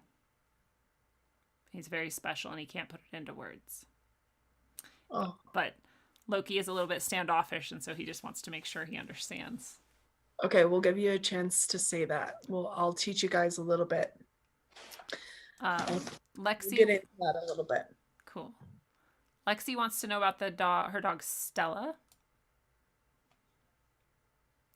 and kind of similar. She wants to know just if there's anything particular that Stella wants to say, and also to let Stella know how important she is to Lexi. And she wants to know if she has any pain in her blind eye.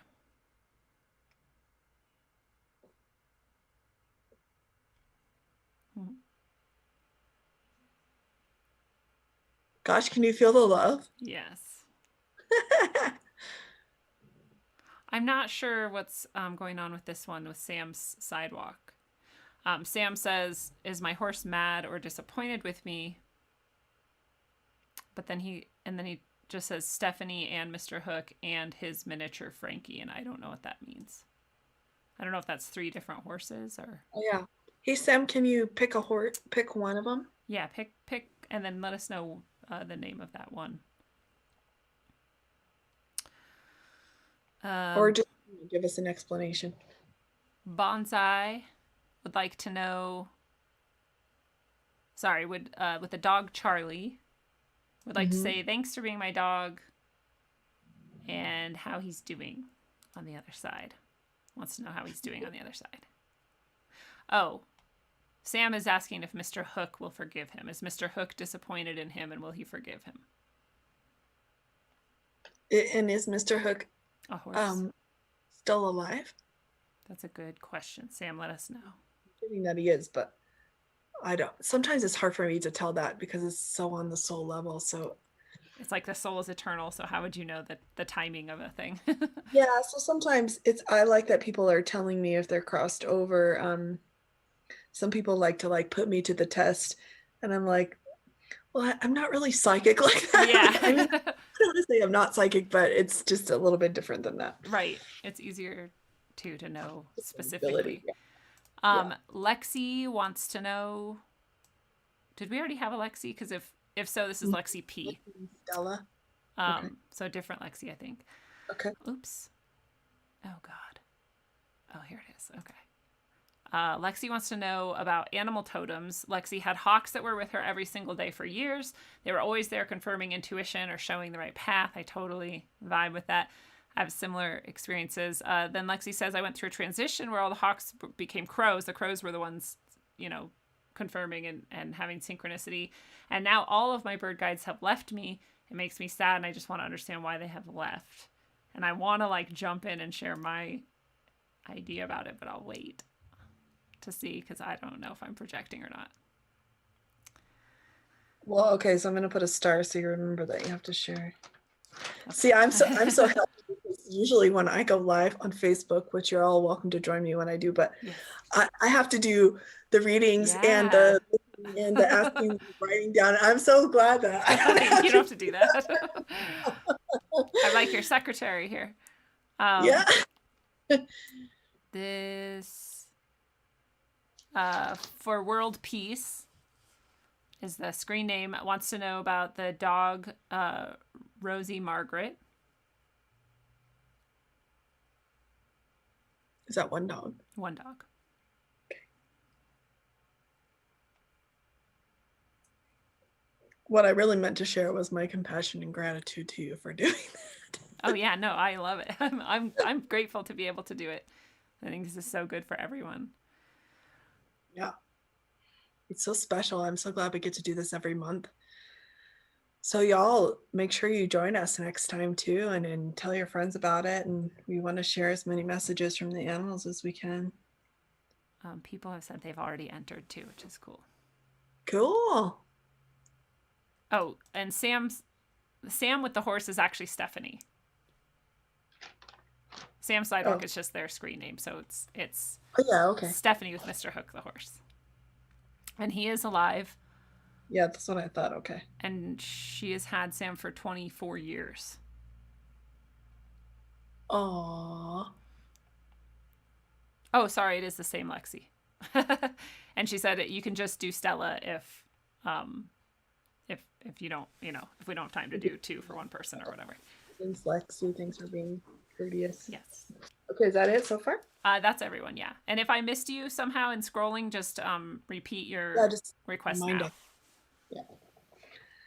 Great. All right. So we did Bonnie. Yes. So we're going to Loki. Cool.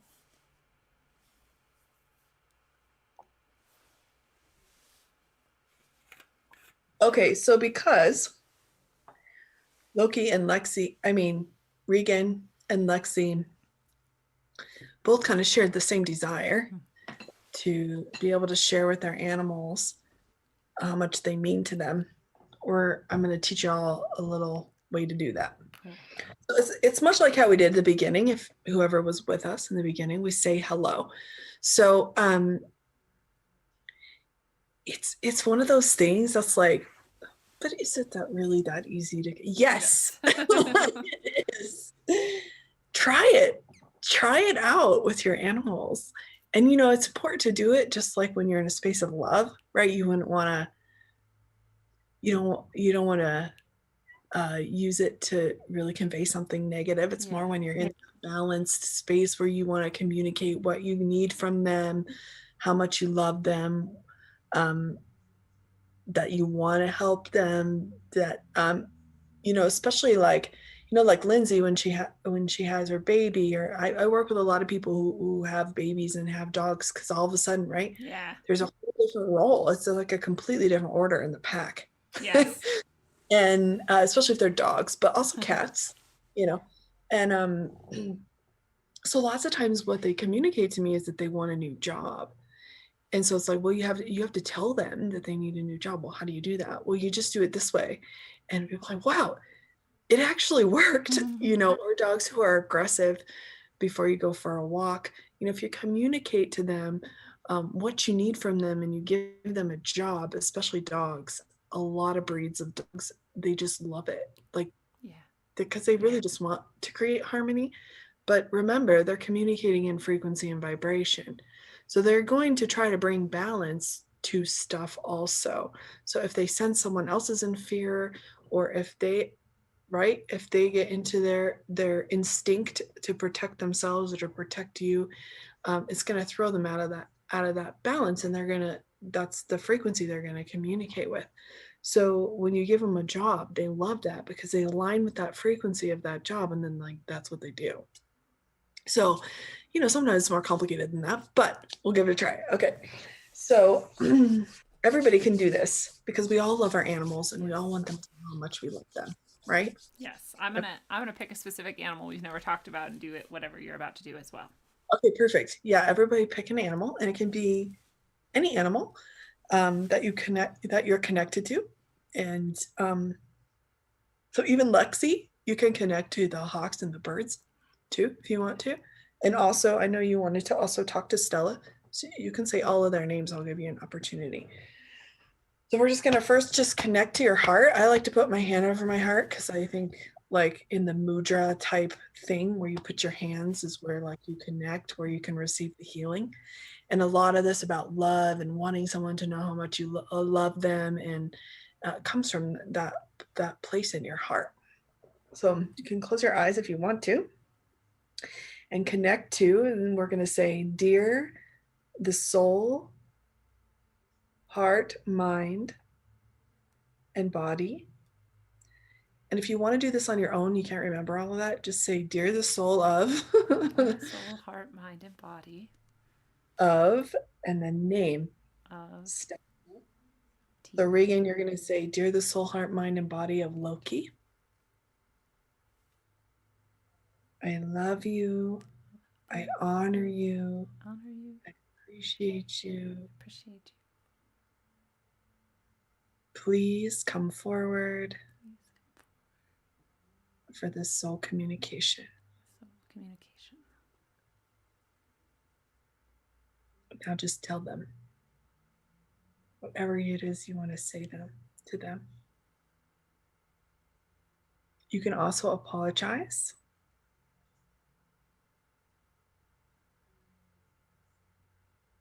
So Stephanie, if you want to tell Mr. Hook how you feel, what you feel sorry for, it's okay too.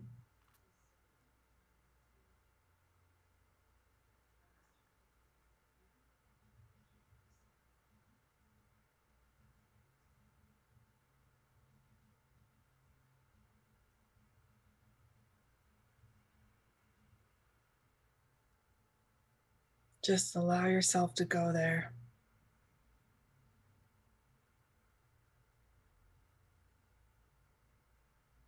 We're all in a very sacred space together.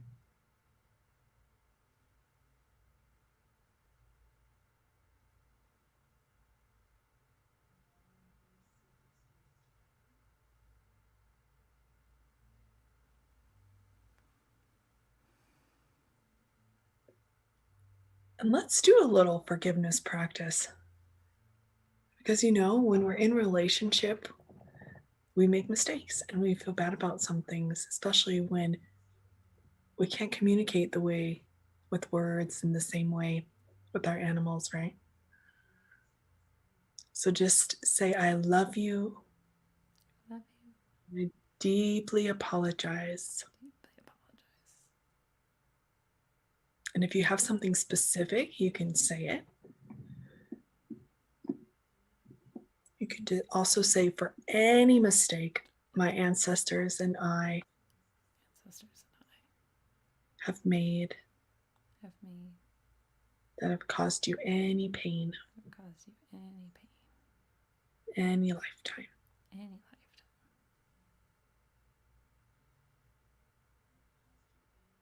Please forgive me. Please forgive me.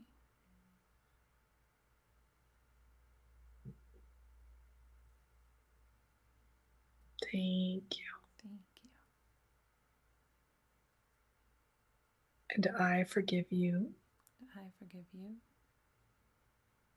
for any hurt or harm you and your ancestors have caused me and my ancestors in any lifetime. Please receive my forgiveness. Please receive my forgiveness. And I forgive myself And I forgive myself for the mistakes that I have made. For the mistakes that I have made. In all lifetimes. All lifetimes. Including this one, yeah. So if we have to forgive ourselves. That's how we can receive delight, you know. It's okay. And especially animals, they just want to forgive us. They're like, okay, let's move on. They don't want to be connected to the two of you after a lifetime of unconditional love. Yeah. So then you just say, I forgive you. I forgive you. You forgive me. You forgive me. Love, peace, and harmony. Love, peace, and harmony. I forgive you. I forgive you. You forgive me. You forgive me. Love, peace, and harmony. Love, peace, and harmony. One more time from your heart. I forgive you. I forgive you. You forgive me. You forgive me. Bring love, peace, and harmony. Love, peace, and harmony.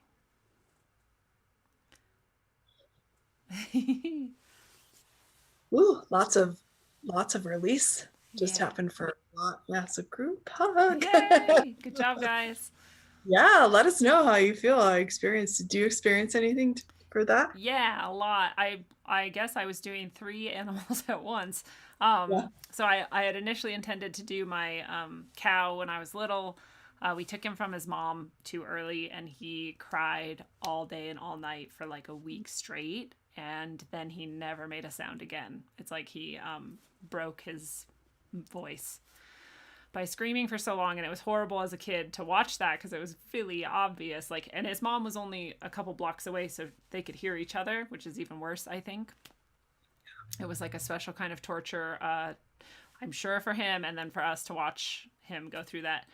And we had a really close relationship, like me and my brother and sister did, with him as a cow, which was very strange because I don't know if cows and humans like connect that deeply, but we would chase him and he would chase us, and we would frolic with him, and he would lick our faces, and which is pretty gross, actually. Cows have a really thick slobber that's disgusting, but it was fun because we were kids. And but you know, that always didn't sit well with me. But I was like, well, I didn't do it, but I still feel bad that like humans did that my family did that to him and didn't care. And then also that, you know, we killed him and ate him, which is what we did with animals in my life. And so I had some guilt about that too. And so I intended to do that, but then my dog came up who had died also, and then grasshoppers popped into my head, and I remembered that I used to catch them and put them in little containers and just listen to them like pop against the lid and keep them.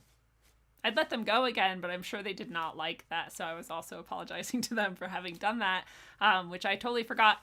I didn't totally forget it. I like think about it from time to time, but they popped up like while I was, you know, while we were doing this. And so I figured maybe they could forgive me for that as well. So very grateful for that. Yeah, see how powerful that was, and it took us like 4 minutes. Yeah. and the interesting thing is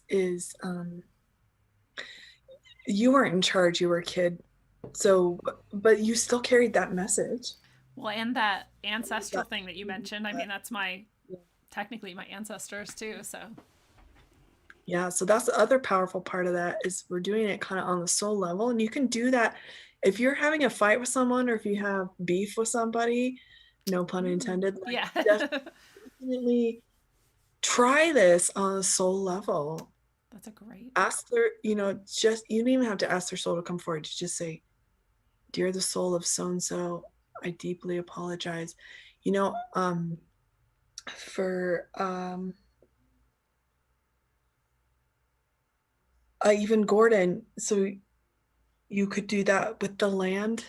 Ooh, that's a great call. Because we're all each other's ancestors, really. True. And there was another thing that was coming up for that and I forgot. But I used to do that with grasshoppers. We had a lamp post with a hole in it and we used to catch them and throw them down the little hole in the lamp post. And I mean, what could they do in there? I don't, but Yeah. and so it's amazing because the thing also is we step on ants without noticing it. We kill things without even realizing it. So this is a powerful practice to do anyway with all your animals. And so when you connect and you close your eyes and you look inside at your heart and you think about that, Lindsay, like how different does that feel now? Yeah, really, really different. It's like, and it's like I think you don't really even realize like how heavy it is until it's gone, and you're like, oh, I feel so light. Yeah, Yeah, that's we carry those messages around, and they actually affect us in our lives deeply. Well, we don't really realize because it's not something that we think about. But especially if it's popping up in your mind every once in a while, it's good to just take a moment. The power, like the super power pair, is to do that, and then listen to Love, Peace, Harmony. yeah, that's a great. Love it. That's been my daily practice for 8 years. Wow. And every relationship, things just start changing. It's really amazing. Yeah, because it's like cleaning the window, It's just like, okay. I Now totally relate to that. When you start practicing, you start giving attention to certain things that things around you just do transform. But I like Lexi P said the moment that she started with that little meditation, she opened her eyes and Stella was staring right into her eyes and she snuggled in her lap. That's pretty cool. And Gordon said he felt a strong release and people reacted well to that. So that's really cool. Yeah. Oh, and Lindsay, Okay. if we have time and Lindsay Smith can do another one, she came back and she said her old grumpy shy cat Maggie died this year at age 15 and she wants to know, did she like her life, and to let her know how much she loved her too. So It was Macy. Sorry, that was from Lindsay Smith again, and it was Maggie. Maggie. Yes. Did she call her a grumpy cat? Yeah. Shy grumpy cat. Oh. Yeah, she's like, why am I a cat? Yeah. This is bullshit. I don't know how to. I don't know. I'll have to see if that's true or not. So yeah, let us know, Regan and all of you who said. So this is something also we'll go even deeper in our class that we'll do with the relationships.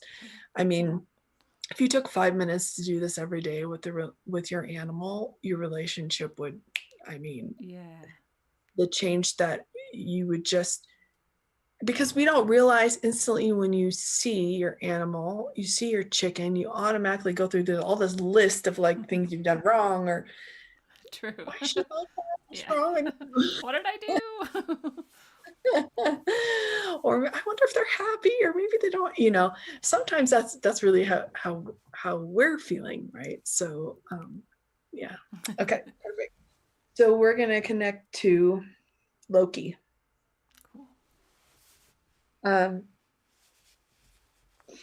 he's older. Loki is that what was said? Yes. And is there anything that Regan can do, or is it Regan? Regan can do for Isabella. which is the other dog, right? Yeah, once Loki passes, is there any way he can sort of help Isabella through that loss? Okay. I love Loki, that name. That's cool. You know, I lived in Hawaii for like a decade. There's so many dogs named Loki. I wonder. All right.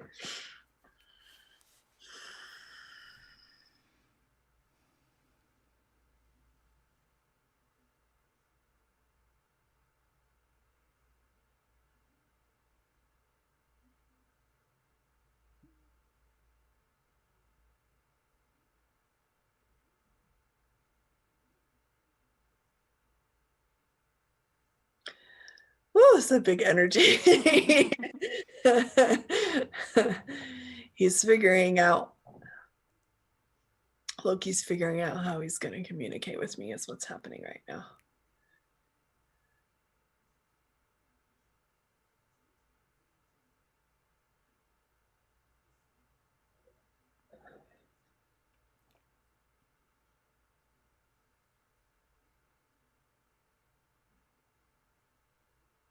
How, dearest one, this is Loki.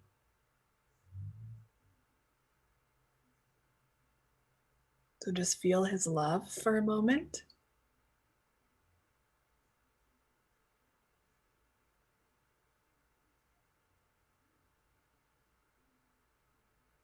He says, thank you for the moonlight walks, the time we spent together, fishing, having fun. We are some serious adventurers. And I love you. I would not have spent my life with anyone else.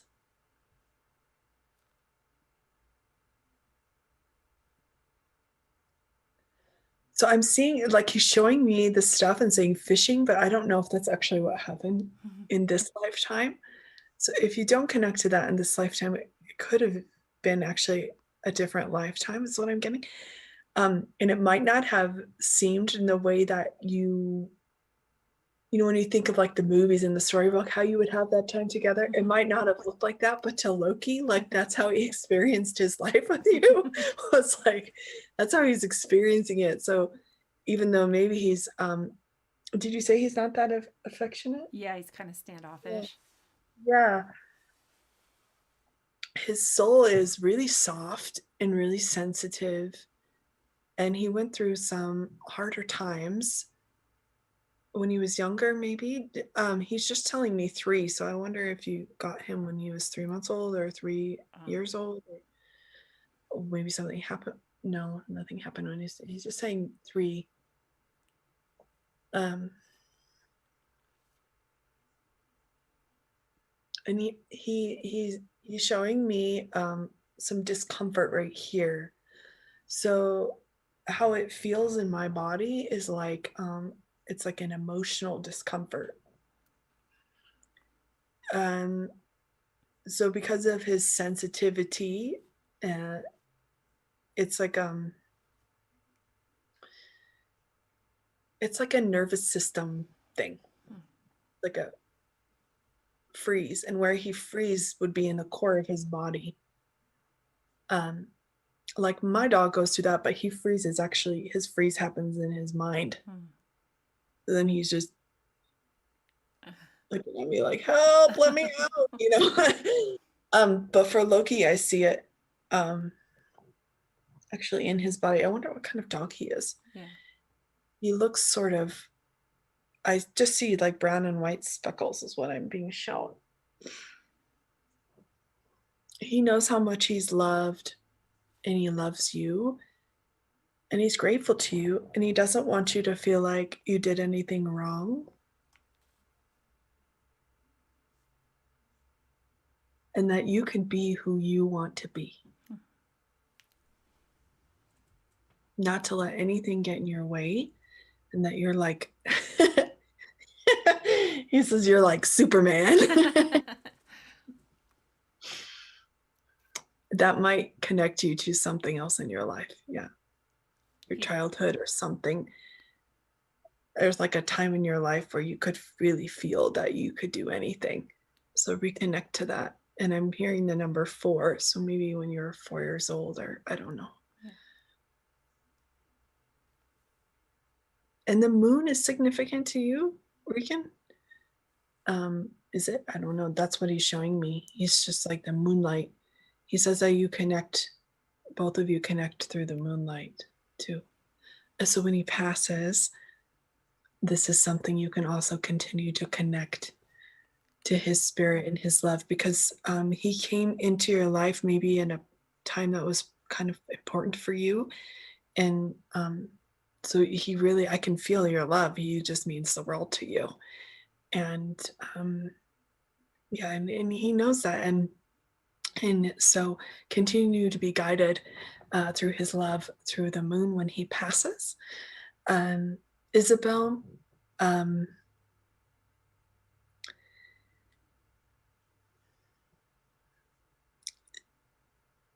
she might actually show some signs of depression. She might have some sadness, and she will tend to take on whatever you're feeling also. I don't know if you notice she does that. And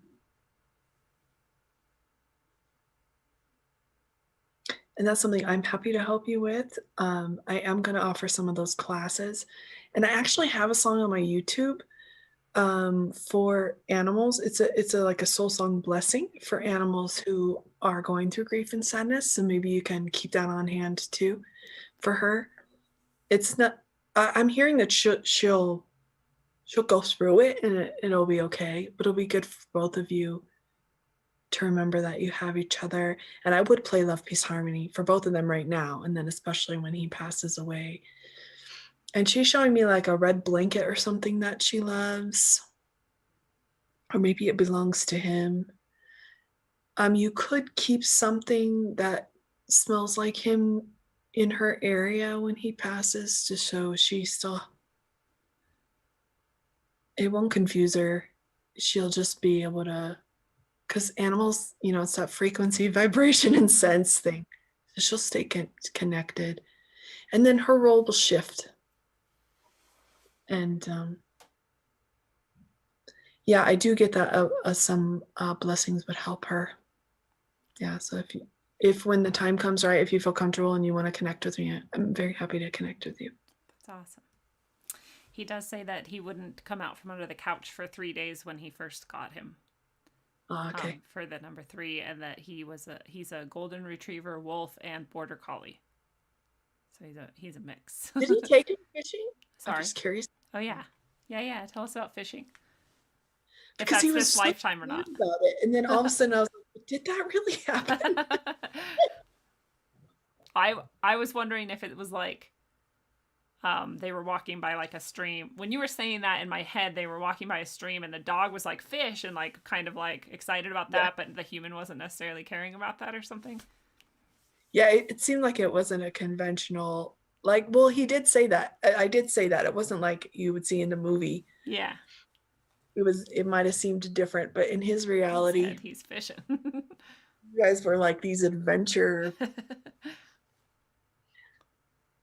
He does say he fished a lot with his old dog Gecko when he was a child. Oh. Could it be the same dog in one life coming back twice as a dog? It could be. I'd have to check, but. And he said Isabel does love her red blanket. Yeah. Isn't that amazing? I can't believe they show me this stuff. It's so amazing. This is the stuff that like is confirmation for anyone, I think, who's doubting that, like, unless they think we like arranged this whole, which I think it would go a lot more like smoothly and like piecemeal if we were arranging it all. So hopefully people can see this is all organic. I love myself. I'm just like, I'm not that clever. Yeah, exactly. I'm like, I don't have that much time and energy to put into something like that. So hopefully that is confirmation for me that this is all very, very well, this is why they show me the numbers and they have me talk about the red blanket, and they do stuff like that is because sometimes there's no explanation. They just want to throw it out there. And a lot of the third eye images. I'm wondering if Loki has a respiratory in that lung area. Yeah, that's where I'm seeing the contraction. He Yeah. says he dreamed about Loki when he was a little child, and that now they go gold panning a lot, and so maybe the gold panning is connected with the fishing thing. And Wolf's fishing yeah, for gold.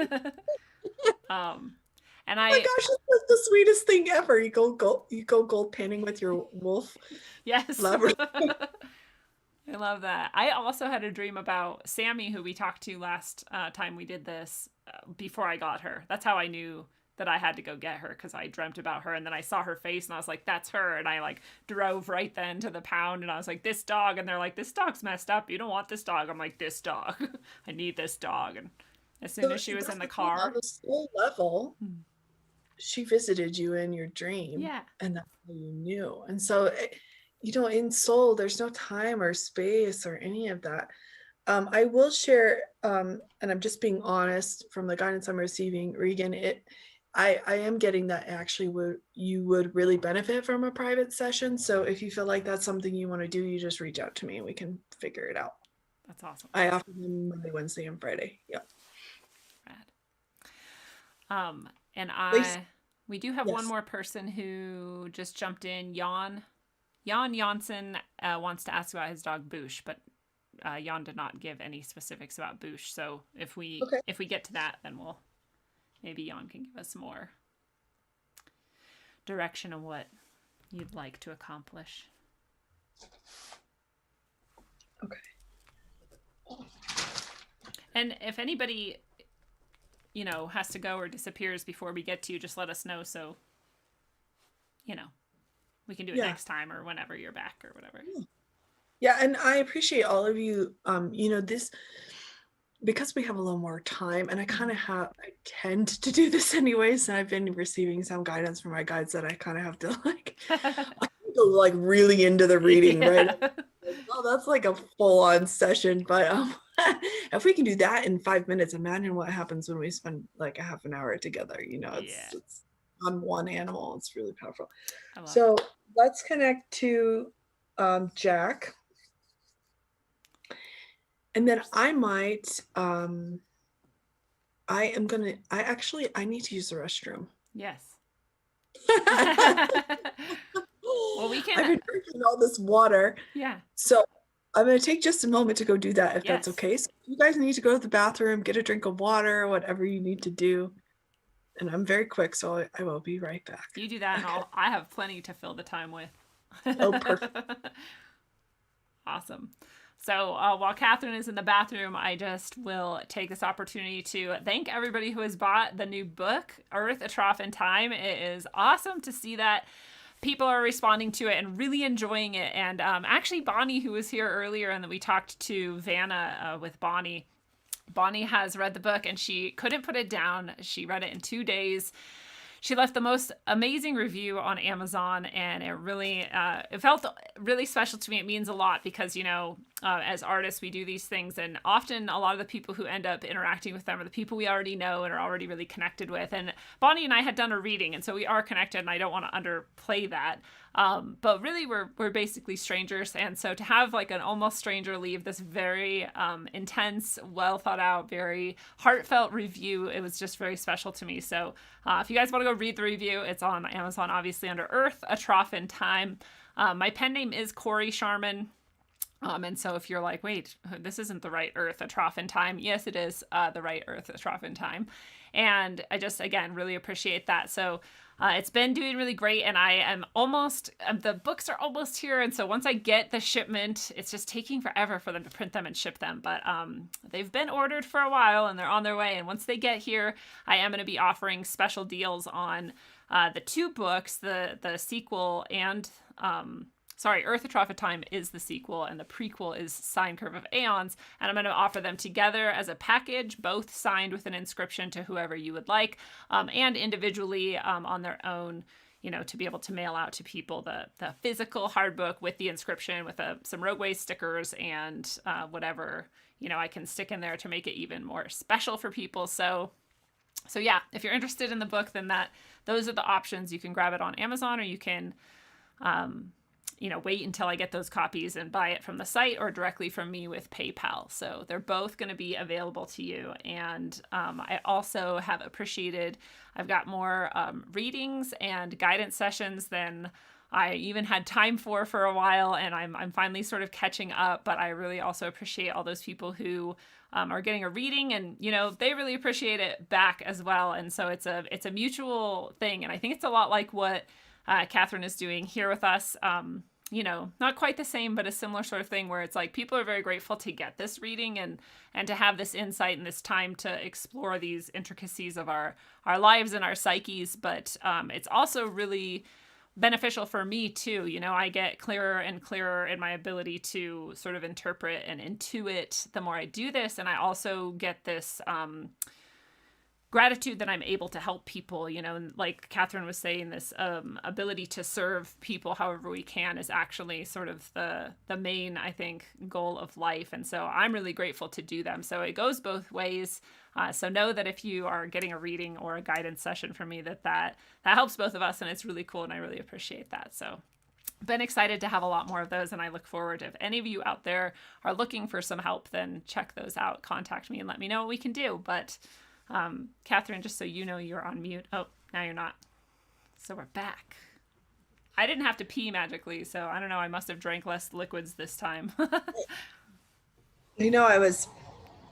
I think because it's colder outside today, I was drinking a lot more warm stuff. Yeah. Also for spiritual channels, also, like I just, need to drink a lot. And I've also been doing a lot of readings today. Wow, yeah, maybe that's why I do that. People are like, why can't she stop drinking when she's like doing these shows? I'm like, I do my like spiritual preparations before every show, because even if it's not like a especially spiritual topic or whatever, I feel like I want my connection to be as clear as possible so that whatever comes through the show is as pure as possible and as helpful as possible. And so I wonder if that's part of why I just chug liquid every time I do a show. Yeah, it could be. Lubrication. Well, think about it. Like you're purifying all this stuff is working through you in one way or another. Right? Is that really loud? It's okay. I can hear it, but it's not too bad. I can turn it down. I just got a little chilly. Let me turn it down.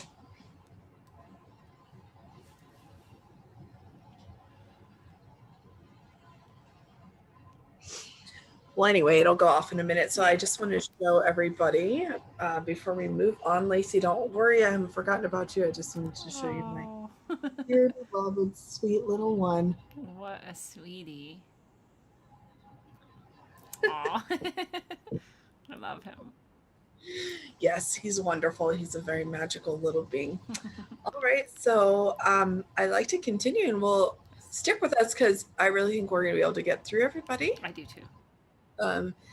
And we don't have that many buddies to get through, but once again, if you want to enter a chance to be picked to join with Lindsay for the relationship class I'm going to be doing with your pets, deepening the relationship and the connection. I just know because it came forward so organically and I was so connected and I got guidance instantly.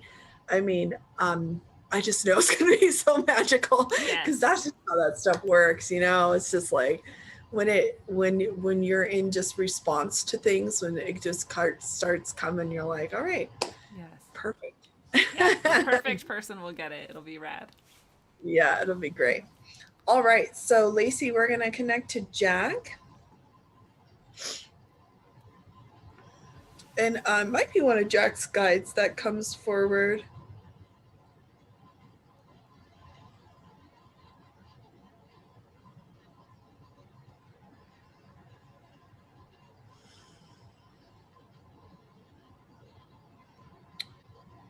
Oh, is he passed on? Okay. I think so.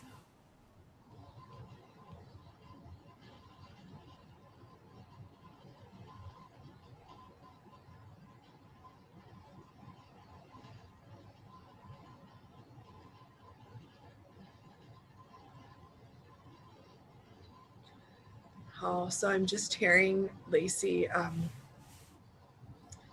You are pure joy, pure light, pure love.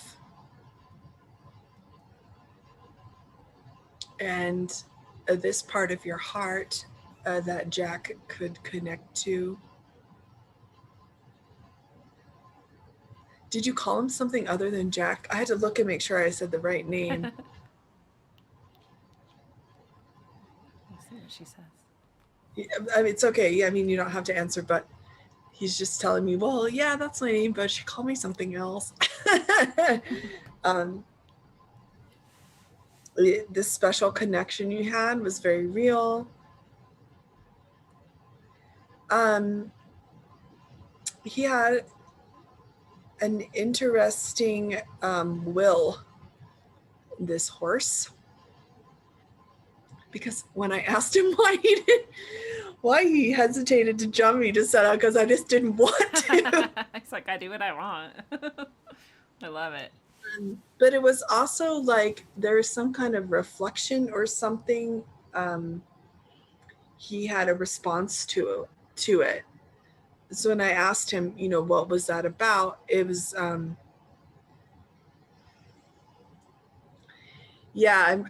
being shown a previous life. Oh. So it just triggered it. Triggered. There was some. It's like white, but there was like a reflection that he would catch, and he would hesitate, and then he'd kind of work through it. Because he said he loved jumping. I don't know if that's true, but yeah, it was like a cautionary. It brought up a message for him that he had to work through, but it did help him heal that message.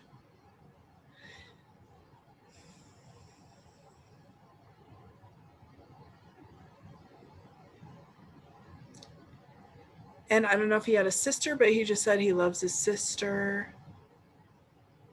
Was this a animal that you had as a child? He's showing me he loves his sister, but it's like a human sister. I think it was. It's like a human being. So it could have been you. I don't know. That's what it feels like to me, or someone you're close to. It's just very sweet. You're very, very sweet relationship you have. Very sweet connection, and you still have that connection that still lives in your heart. I'm being shown like a charm or like a pendant or something of a horse. I don't know if that's something you have or something you would like to get. I don't know how long he's been gone. He's telling me 15, so I don't know what that means. I think it's 15 years. Yeah. Yeah, did you memorialize him in a certain way? He just says he's in your heart forever. So he's very proud of you.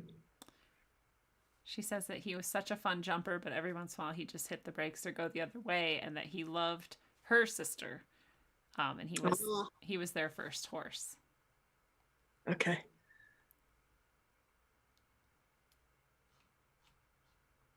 That's cool. Perfect. All right. We have Michelle has shown up, and Michelle would like to know if we have time, if we can connect to her cat, Carl. Hi, Michelle. Carl. What a epic name. Okay, yeah, and Jack died when Lacey was 15. But she wasn't there when he died. She was 1,000 miles away. Yeah, so it's okay. Yeah. So, it's not like you blame yourself for anything, but you can relieve yourself of that responsibility.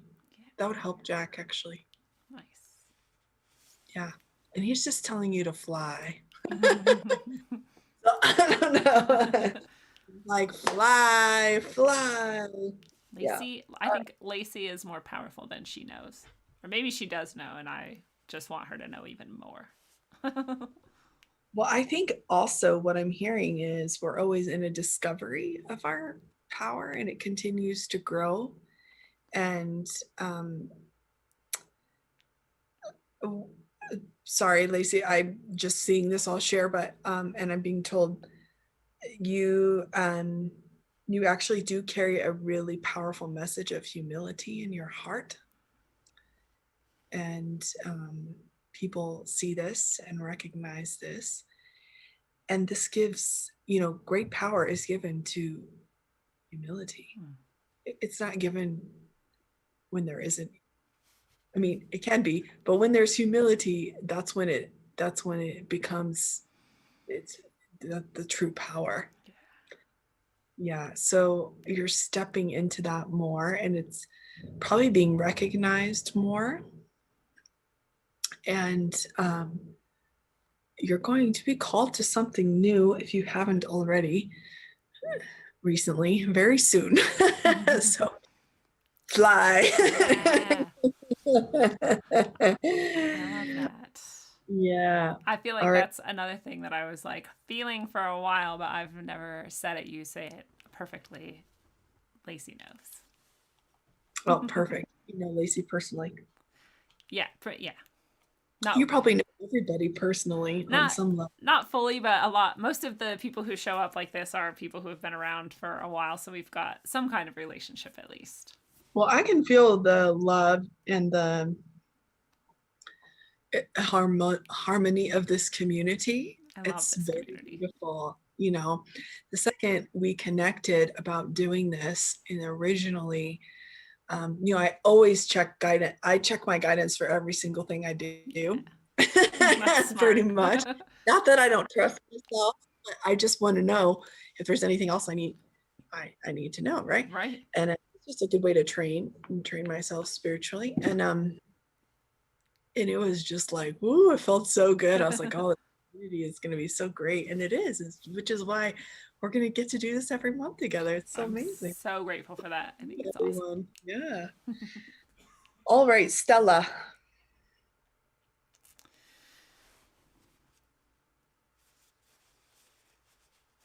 So Lexi.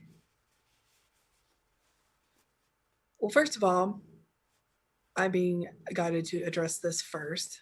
Your hawks and your crows, they're still around you. You just can't, you're just connecting to them. They're like a silent partner right now. That's what I see. So you're still connected. They're still around you. They're still guiding you. They're still protecting you. But it's a bit of a spiritual training for you.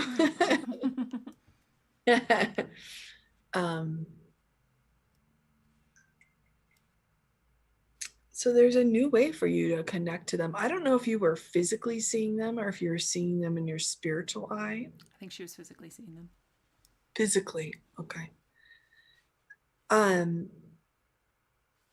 So a lot of times, and I won't get too into this, but we should do a spirit animal one of these sets. We should do that next time. Yeah, let us know if you guys want us to do that. I think that would be awesome. Yeah. And just focus on that maybe in like November or something. That'd be perfect. Yeah. That would be a good time to do it, actually. A lot of times physical animals and also stuffed animals, which is right a presence of a representative of a physical animal, right? People love certain animals. Like, why do you love cheetahs? Or like, why? Because there is a connection spiritually to that, to their energy, to their frequency, to their message, and that is connected to the spirit world, because we all are. And whatever they bring to you, everyone's connection to them is going to be unique. Some people love snakes. Some people are scared of them. Some people are disgusted by them. Right? And that's all connected to our own connection, our ancestors' connection, it goes deep. So often what I'm trying to say is the physical presence of the crows, the hawks, whatever you are experiencing, work to connect you spiritually.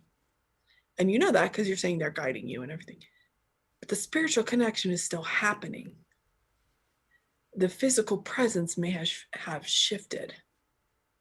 And sometimes they have to just move on to somebody else, or but what I'm hearing for you is you're being trained to connect differently. So connect to them when you would see them physically, and it would make that connection to you. You'd have a physical feeling. So just connect to that feeling. And you might even start to see them in your spiritual eye, or you start to sense them. So it's just training you to do it differently. This is part of your journey. Okay. And Stella. I just wanted to add that's basically the sort of idea I was having too, because in my own life I've had a similar sort of thing where I was like, well, why isn't this connection happening anymore? Or you know, and I feel bad, like I was abandoned or something. And it was almost exactly the same as what you said, where, you know, it's not that left, it was that like I kind of like had gotten what I needed from it, and that there was something else for me to do now. And it, again, I could always come back to that if I really needed to, but that it was just kind of now with me, you know, and I could move forward with it and also connect to even more. And you know, I was like talking with this tree basically, and I was like thanking the tree for all the times in my life that trees have been there for me, or taught me things, or like held space with me or whatever. And the tree kind of was like, yeah. And I said, you know, like, why isn't that like happening as easily anymore? And the tree was like, oh, because you're like, you don't learn from me anymore. You've learned all you can from me. Now you're learning from, you know, this, they said the stars, but this other, whatever it might be. And so it might be similar to that too, where it's like, well, the birds have kind of given you that like bird medicine or whatever, and maybe there's another animal that has sort of stepped in place, or a being or presence or whatever, you know. So yeah, I basically want to say the same thing. You're not abandoned. It's always still there. Yeah. And I think that brings up a good point, Lindsay, and I'm glad you shared that, because I think that's probably an experience. You know, I spent some time in Australia, and the Aboriginals that I connected to and stuff, they don't see themselves as different from the trees. They are the trees. The trees are them. The trees are their brothers. The trees are their, you know, so this kind of melding happens too, which sounds a little bit like what you are experiencing. And what I'm also getting in addition to that, Lexi, is go deeper. It's just a chance for you to go deeper into that connection, actually, because the third dimension is great, but there's more. The third dimension. Yeah. That's the other thing that I was thinking, is that you get and those messages weren't coming from the third dimension. And you can get that same message and insight, like you were saying, without physically seeing this thing. And yeah. And that's why I think, you know, connecting to the spirit animals is so important. Because for me, like I was born and raised in Colorado. I didn't see the ocean until I was like, I think I was 15 or something. Wow. I know.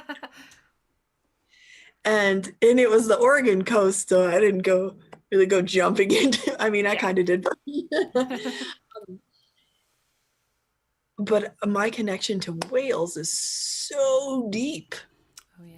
I mean, I could hear them, and they would talk to me, and they would, you know. So a lot of people have different connections to different animals, and that can shift and change, and they can also, whatever the message is too, can change shape, just like Lindsay was saying. Okay, well, now that's moving right along, you know. So where we are also can activate a certain connection in the lessons and whatever it is that we need, whatever our connection is. So receive the love from that connection. And I would also encourage you to go deeper into the gratitude for that connection, period, ever. To have that connection. Do you know how many people do not have that connection? Exactly. And I'm not saying you're not grateful. I'm just saying there could be nourishment in that, an opportunity and teachings and wisdom in that deeper gratitude. Okay. Perfect. We're just going there, aren't we? Yeah. And Stella says she loves you. No, I'm just kidding. All right. I actually immediately, because I connected to Stella instantly. Whatever connection we had was very strong. There's no pain in that eye.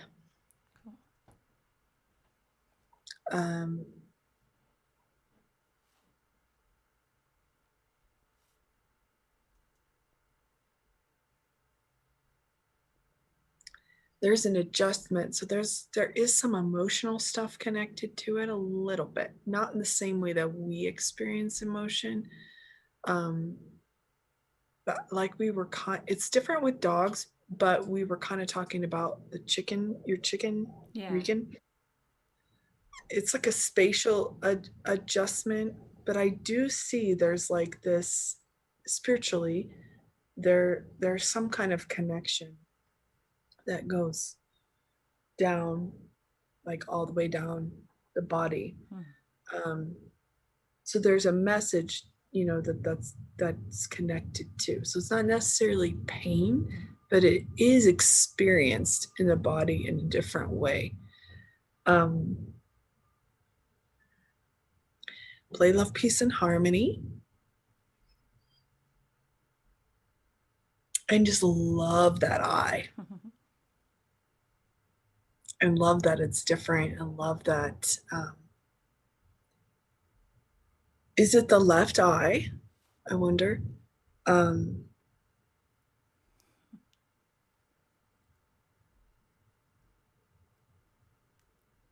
So I was hearing the word disappointment. So there's a message. I don't know where it comes from. I'm not getting the origin of it, but so you can check in with yourself. Lexi, if you feel disappointed or if you feel sad for Stella, just be aware of those emotions, because those are messages we're giving and they do attach. It's nothing to feel bad about. It's just a good awareness to have. Yeah. And you could do a little forgiveness practice if you wanted to, if it would help you feel better. And just be like, oh, I love your eyes so much, and could give it maybe a special name, or, call it your love eye, or I don't know, just give it a different message. Give it a powerful, positive message. Spirit eye. Yeah. Spirit eye. Yeah. She just loves you, and she wants you to rest. That's her message for you. Oh, perfect. All right, Mr. Hook, is Sam still, or Stephanie still with us here? I don't know. But Mr. Hook is still alive, right? I believe so. 24. There were so many different messages from from Sam's Sidewalk, which is Stephanie. Okay, we're just you share the recording anyway, right? Yeah, true. So even if Stephanie is not here, Stephanie can come back. Yeah, we don't have so many that we need to cut people, I don't think. Let's see, we have 2. We'll be all right. Yeah.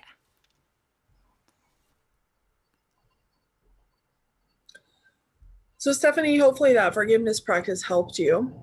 And anybody who wants more information or anything about that, you can message me or connect with me. And also just join the relationship class. We're going to be doing all kinds of cool stuff like that. Yeah. That's exciting.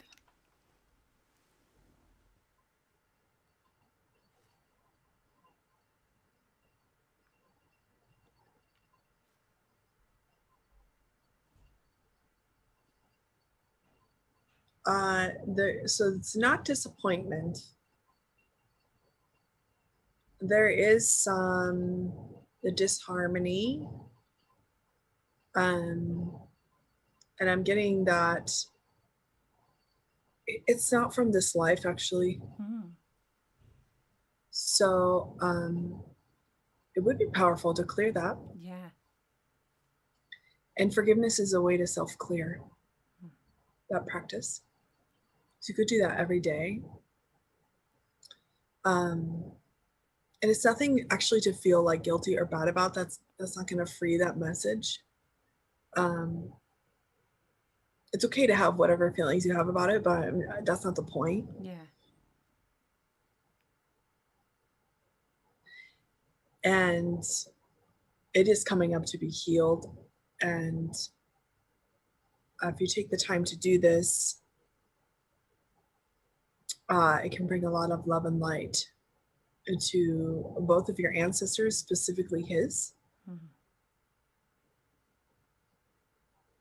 It's not disappointment, but it's almost like a little bit, the message, it's diluted for him, but the message is like a disdain kind of. That's what I keep hearing. I would play Love, Peace, and Harmony, and I would join the relationship class. And I'm not just saying that, but Right. I mean, there's a reason that I was guided to create this. So I would invite you to join me. Yes. And we can get a little more into teaching you some techniques to harmonize that relationship. And Stephanie is still here, and Stephanie says he is still alive. Yeah. And he will be. I don't know how long horses live. Actually, I have no idea. I don't either.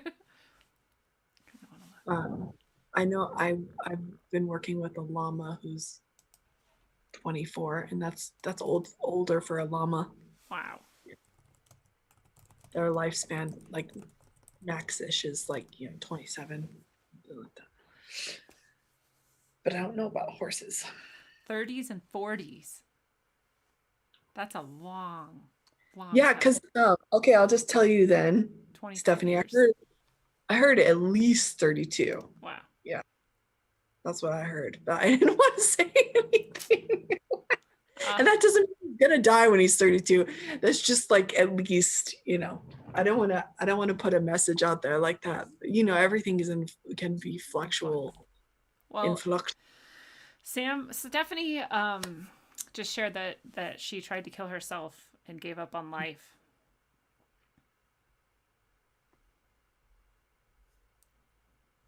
So everybody send Stephanie lots of love. We're glad you're still here. Thank you for connecting to us. Thank you for letting us share that message. So I'm wondering somehow if that's connected to Mr. Hook, and if maybe that's why you were asking that. She says that she gave up on life, which is the part I couldn't read because I was going to cry too hard, which is Mr. Hook is her life. And that's why she was wondering. And was that maybe like 7 years ago or so or something? Yeah.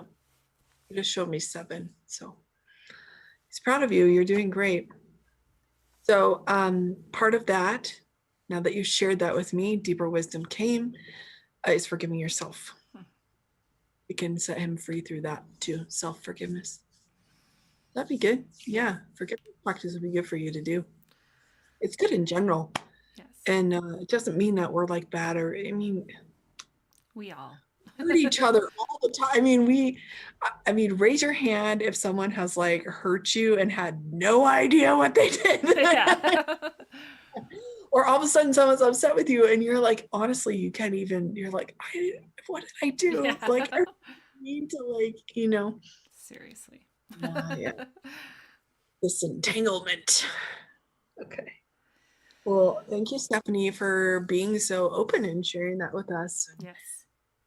Hold you in light and love. And, thank you for facing that. That's a big, huge thing to take on in a lifetime. Yeah. So congratulations for still being here. And that is how it feels sometimes. Not to minimize how you're feeling, but I know a lot of people are going through that even now. Yeah. And a lot of people, our animals are our life.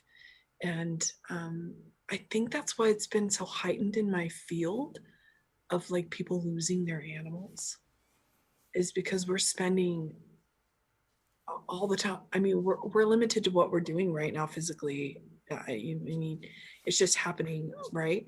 It's part of what's happening, which I don't want to get into, but so we're spending so much time with our pets. And we're also on their frequency more because we have to slow down. We don't have the distractions. We're in the moment, right? We have to deal with whatever comes up for us. and they're there for us. And then what happens now? They pass away, and now you're in the house where they are with you all the time, and they're not there anymore. Yeah. It's a very unique time. It's a unique opportunity to experience such an emotion, such a loss, and there is a deep opportunity for healing there, and everybody gets there differently. So yeah, anyone who is interested in that, let me know, because part of also for me what feels important is that people let me know what they need,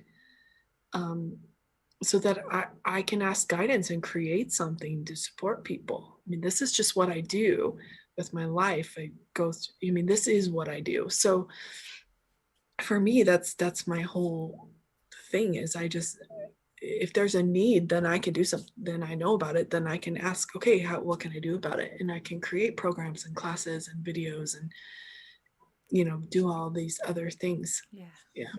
Just wanted to share that. Okay. Bonsai. Charlie. Oh, has Charlie passed away too, I think? How's he doing was the question. So I would guess. Either way, we'll connect to Charlie. Yeah, I'll try to find it.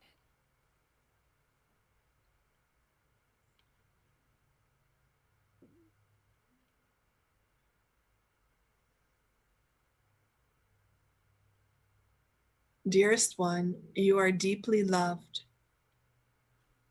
and you are not alone, although it may feel that way at times. I am happy, as I always have been, easy breezy, full of life. Never a time goes by when I do not connect and reflect on our time together and the love that we share.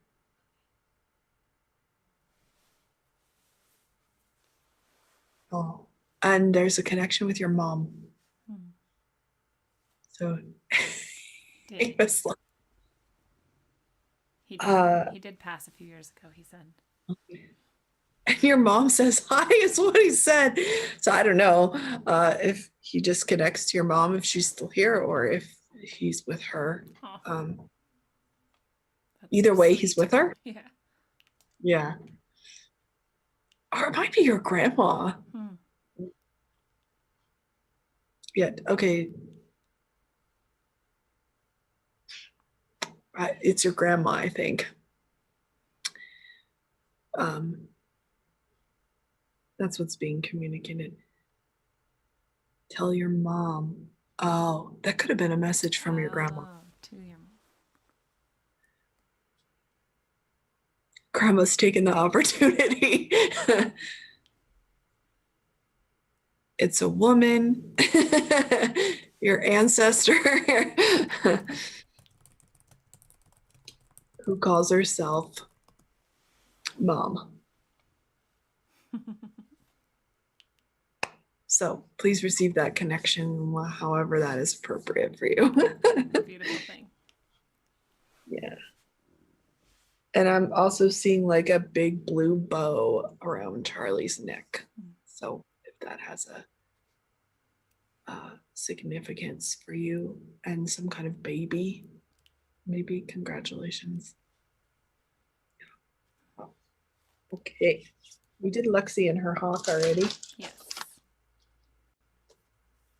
World peace. Oh, good. World peace was just asking if we did Maggie or not. I was like, I don't think so. I think it's coming up. So here we go. Is it Maggie or Rosie Margaret?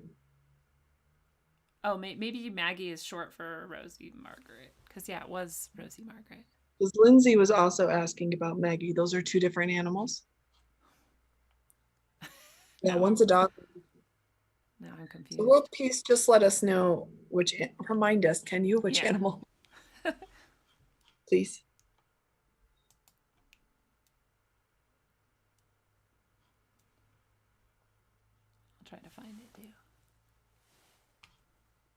It's really hard to find things because there's so many messages. I'm sorry, I know, because usually I'm the one doing it. You do While I'm know. doing this, I'm like. Okay, Maggie had passed and Rosie is the new dog. Dog? I think it's a dog. So you want to hear from Maggie the dog? Just let us know who you want to hear from. Either one is fine. Yeah. And then after that, we'll do what time? How much time do we have? Oh, we have 20 minutes. Right? That's how much time we have? Yeah, that would be. I mean, if we need to go longer and we both feel like we can, I think that'd be fine too. They don't shut us down. No, I don't think so. So far I've been able to go. Okay, Four World Peace wants to know about Maggie, who had died. MEGG or MA? Maggie. I know, I guess I say vowel sounds weird. Johnny's like, what is this? And I'm like, a bag. And he's like, a big? I'm like, yeah, a bag. He's like, okay, a bag. I'm like, dude, I don't know. I say that with, I say that with one word also. Yeah. Bagel. I say bagel Yes. for some reason. Bagel. I'm like, I don't even understand the weirdness about that, but apparently people think it's weird. Because that's not the first person in my life who has told me that I say bag weird, so. Did you grow up here? No, I grew up in, I was born in North Dakota, and then I lived in Montana for a few years, so I think I've got, like, the bit of that sort of Northwestern, not Northwestern, Midwestern twang almost. And then I went to the Northwest, and so I got the sort of supposedly, like, no accent is what we have up there. You wash things? I think I mashed them together. What'd you say? You wash things? No, I don't. No. No, actually. You don't wash your big? All right. World peace. Are you ready?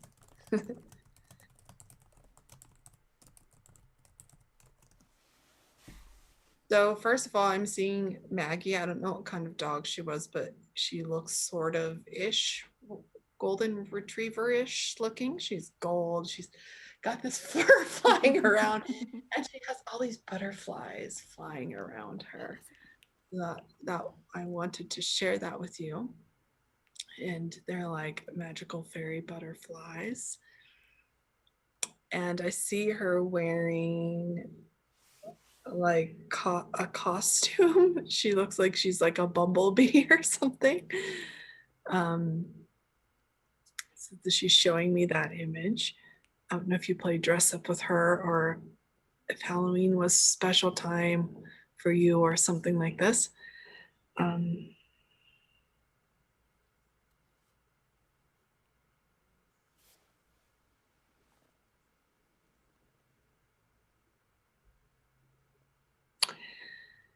She knows how loved and revered she was. She said there wasn't a dry eye in the place. She is very grateful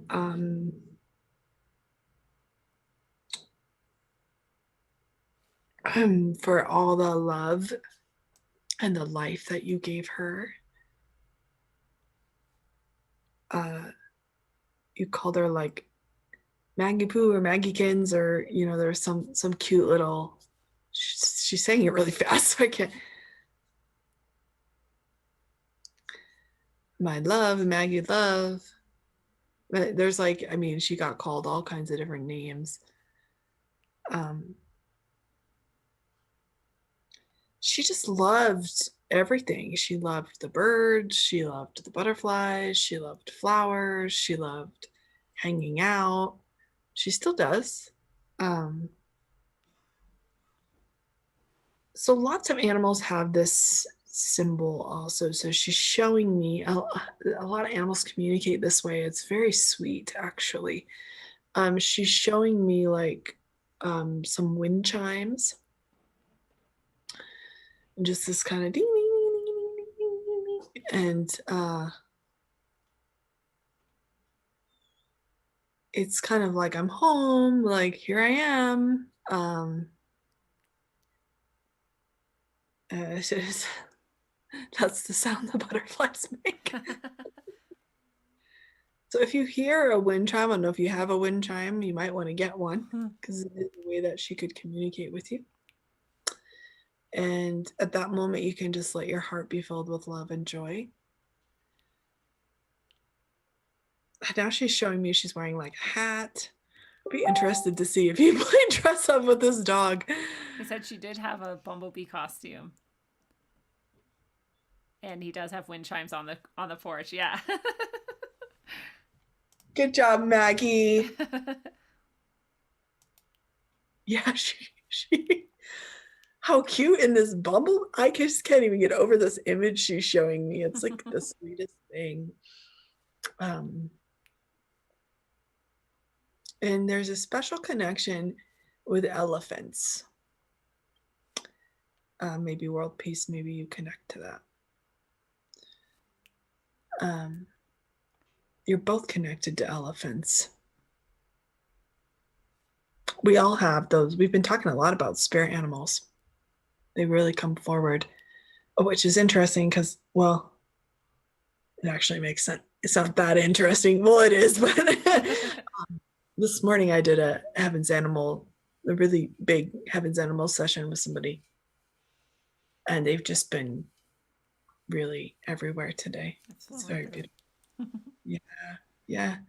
And it's a special time, and they come through at this time because our and this is why the elephant is stepping forward. So it is relevant to this elephant. I call them heaven's animals, so feel free to adapt that to whatever you want to say. I think of heaven as like the soul world, not necessarily like when you die you go to heaven or you go somewhere else. I just think of heaven as like this expanse of light-filled place. They have special abilities, and they can actually come and like they can remove sickness from our body if they want to help us in that way. So I don't know if you connect to that world peace, but elephants have been very significant for you, and they watch over you. And also Maggie, they did too. So if she went through a health issue or recovered or whatever, that was part of that connection. So I see like elephant art and stuff. It would be good for you to surround yourself with some elephant stuff if you don't have some. Yeah, they bring a good protection for you. And it goes back to a lifetime where you spent time with elephants too. So even in a physical life, you were connected to them and took care of them. You were kind of in charge of them for someone. That was like your job. Really, it's beautiful, actually. Yeah. That's awesome. Okay. All right. So thank you, Maggie. Yes. She just keeps showing me that image of her in that bubble. But I mean, hold on. Okay, so this is the thing I want to share with everybody. If you don't trust the information you're receiving, like, 2 years ago, I would have never said that out loud. Yeah. Crazy. I'm not saying that. They're going to think I'm nuts. Yeah.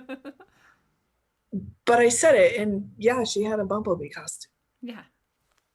I mean, if I didn't say that, I don't know what, but it just wouldn't have been shared. And that's part of the message. So that's part of the responsibility I have, is to be in that humility. And if it makes me look crazy,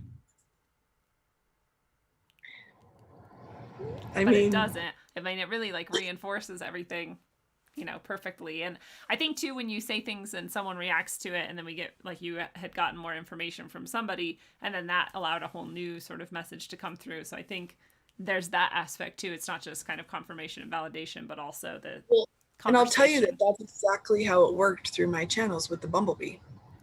As soon as you said that you had a bumblebee costume, I went into my own trust, which opened that up more. And then she showed me the elephant. That makes so much sense to me. She showed me herself in an elephant costume. And then I said, "Did you have an elephant costume?" And she's like, "No, I'm showing you."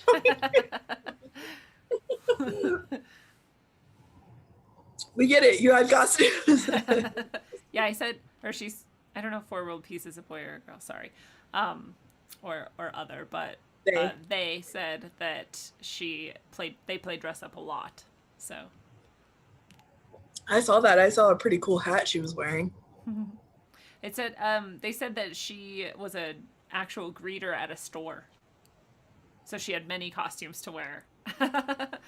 Which sort of, it sounds like it fits her personality of just being like, well, everything's awesome. Yeah. She loved everything. She loved everything. And she did actually also tell me that she loved children. I don't know if I spoke that out loud, but I don't think so. she was going through her list of all the things she loved. And this, and also this. Flowers, butterflies, and yeah.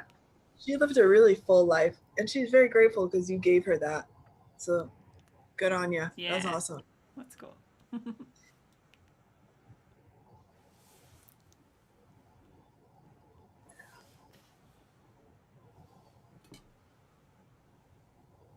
Do they still honor her in that store or something?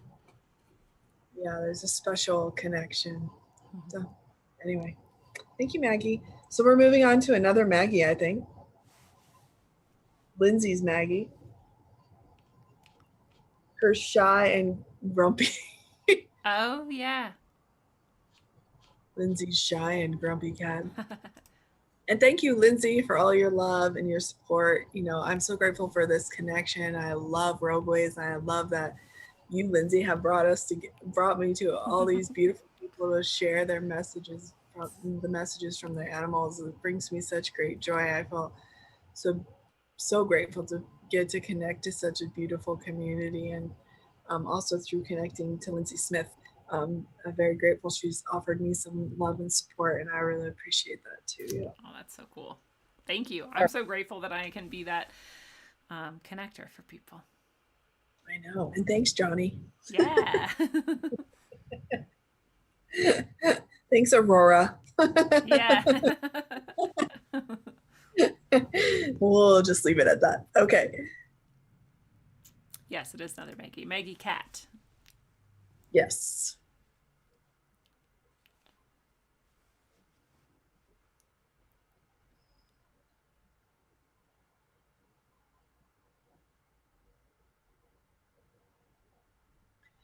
She's so sweet. It's funny that her physical embodiment was shy and grouchy. She's just like bow tie, apple pie in the sky. Like that's what she's saying to me. Like rhyming. So I don't know if you would like rhyme to her or rap to her, but she's like bow tie in the sky, apple pie. Who am I? Like, I'm not shy. You know, I don't know if you try to bring her out of her shell and kind of like because then if she's grouchy, right? So I see you having this kind of rapport. She's like, that's just how we were. She kind of she came in to life with that message. You know how some people's resting face is like, you know what they call it, whatever, like. Yes. That's kind of how Maggie was. Grumpy cat. Had that, like, you know, but she actually, when I look at her, I see a beautiful pink light in her heart. And everything else is a little bit heavy in areas, but there is a really bright pink light in her heart. And every now and again, you know, it sent this signal like out her tail. It's like transmitter. But the love that you gave her really helped her. And I know this is okay to say, her next embodiment will be different actually because of the life she spent with you. Oh, that's so precious. You just let her be grouchy. I mean, you just let her be how she was, and just like, you know, there's emotions around that for you, but then you just got over it, and you're just like, well, I'm just gonna love this cat, however she is. Doesn't matter to me, and that's the unconditional love that you shared with her. And I think we can all connect to how nourishing that would be if we were raised in that love, no matter what, right? Or even if we give that to each other now, like, yeah, that's where you're at right now. That's cool. No Yeah. judgment. So she helped you develop that ability. You have that ability already, Lindsay, but you, when you put it into action, in that safe, space with this, you're gonna love your cat no matter what. That's just who you are. And you're the same way with your child, your partner, and your family members. You're actually really known for that acceptance and love, and you get received that way, and you have compassion for people who are not received that way. And she was sort of a reflector for you for that. So she showed you how strong that ability was for you. And you felt when it wasn't there and it didn't feel great, and you just, got back in alignment with it. So that's really beautiful. And she loves you. And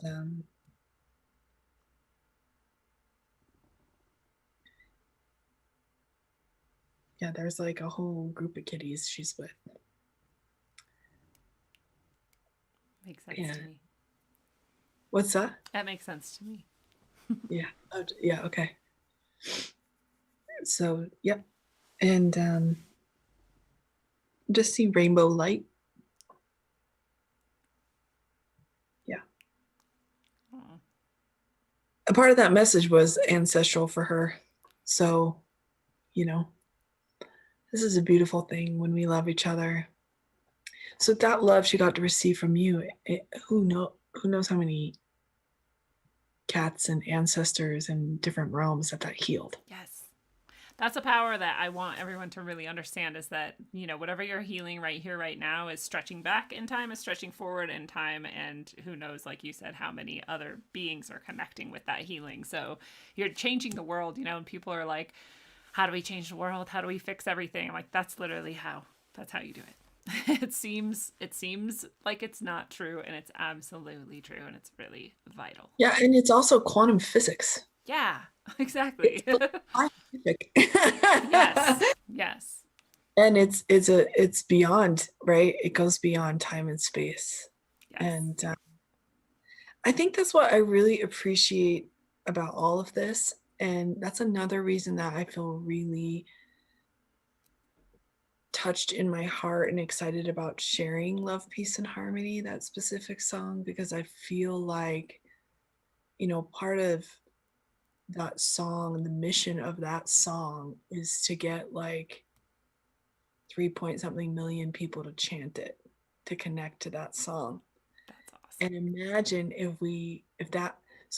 so the guidance of part of bringing that song to Mother Earth was like, this is a song for humanity.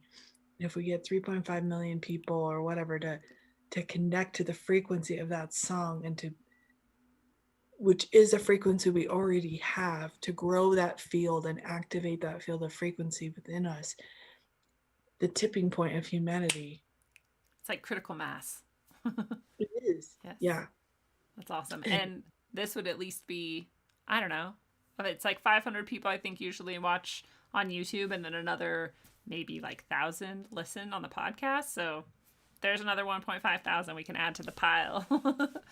And though some of them already knew it, but Yeah, and then if it doesn't resonate with you, it's like, I have no attachment, but I just think it's really beautiful. And it's a tool. I would challenge, and I don't get paid by Love, Peace, and Harmony. It's it's just like, it's something that just touches my heart. And if you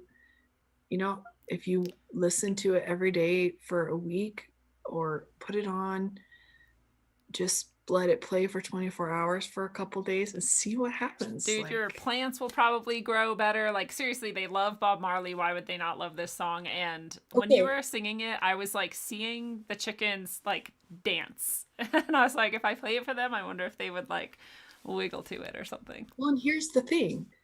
Yes, play it for them. And I 100%, you know, I'm all about play the song for your animals. It's my go-to. I recommend it all the way. But also, you just have to listen to it and align to it. Your chickens, like it's Yeah. that whole thing we were just talking about. Yes. So it's like, because it is a frequency, a source frequency of love, forgiveness, compassion, light, and more that we just already have. It's that we're already in that. But you know, there's all these other messages and all these other things and mindsets and different things that could create the separation, which is what we're living in, which is why all this stuff is coming up, which is why animals are so amazing, because they go like Yeah. they take away that separation and they teach us. Yeah. And so yeah, I just I don't know what else I was gonna say about it, but I love it. oh, I was gonna say something about it. What did you say? That the chickens are dancing, or that if I played it for them, the plants would grow. Oh yeah, so I have a friend in Hawaii who had a banana tree that hadn't fruited. So banana trees don't fruit all the time, apparently, in this particular one. But I mean like 10 years. Wow. Like, I mean, it just didn't produce bananas. And she's saying, I did this to a mango tree too. We had farmers in Hawaii who play this song for their farms. It's smart. And she would sing this song to the banana tree, and it produced the most delicious, like the biggest harvest of bananas, and they were so delicious, and it was amazing. We had a big awesome. banana. That's so cool. I love it. I had a plant that was like all dead matter and then one tiny like centimeter of green. And so I was like, well, it's still alive. And my friend was like, take it. It's like dead or whatever. I'm like, it's not dead. It's still alive. And she's like, then you can have it. You know, I'm like, I don't even have plants, but let's see if I can, you know. And someone had told me that plants like music or whatever, you know, this is when I was like 18 or something. And so I brought it and I was like, well, the one chance it has is I put it in this window and I just leave Bob Marley playing. So I got like a CD player or something and like put it next to it and just played Bob Marley on repeat, like over and over. And I'd leave and go to work and, you know, come back. That's what I do. Yeah. Dude, it like shot out new growth and like all of its plants, all of its leaves were sticking straight up towards the sky, which I've never even seen any plant do. It was just like, I'm back. Like, it was so cool. So yeah, I'm sure if it was peace, love, and harmony, it would have been like even better. Yeah, I mean, either way, and Bob Marley shared that message in his music too. Yes. Yeah, he's got that connection. That's so cool. You know, just a side note, we'll get back to the animals, but I just want to mention, you know, the healer and humanitarian who received this song, Dr. And Master Zhigong Sha, he did work with Dr. Emoto. Oh wow! Do you know Masaru Emoto? Yeah. Yeah, wow. And it's all about messages and water, and they would do work from a distance, and he would transmit a certain message to it, and Masaru Emoto would look at it, and it's really amazing. He did. Dr. Emoto did like a foreword on one of his books or something very fascinating. But he teaches about the soul and that power, soul power, and messaging and all that stuff. Wow. And I'm fascinated by all of those things. What's his name? Dr. and Master. He's actually a master. I think he became a Qigong master when he was like 11. Wow. He's a very special Yeah. soul. Yeah, and he is a master of many, many different things, as well as like a Western doctor. Wow. And a Chinese medicine and acupuncturist. Wow. Like world-renowned acupuncturist and Qigong. And he was like got like the Martin Luther King Humanitarian Award. I mean, he's just like one of those special beings. Zhigong, Z-H-I, Gong, G-A-N-G, Sha, S-H-A, or just Master Sha might be able to find him. But he if you look on YouTube, you can find Love, Peace, Harmony that way too. And I like to do that and just repeat it as well. Yeah. Yeah. He has tons of books. I I'm not a big reader, but I love his books. Yeah. Cool. And he's created these calligraphies that are all one stroke that carry these messages too. So now it's like getting into the message that the calligraphy carries and aligning with the path of that message. It's just like super fascinating to me. So cool. That's so cool. Yes. Okay. Was it Jan? Was that the name? Boosh? Oh yeah, Jan. Jan is the human, and was it Boosh? Boosh. And then we have Michelle and Carl, and then Cool. we're good. All right.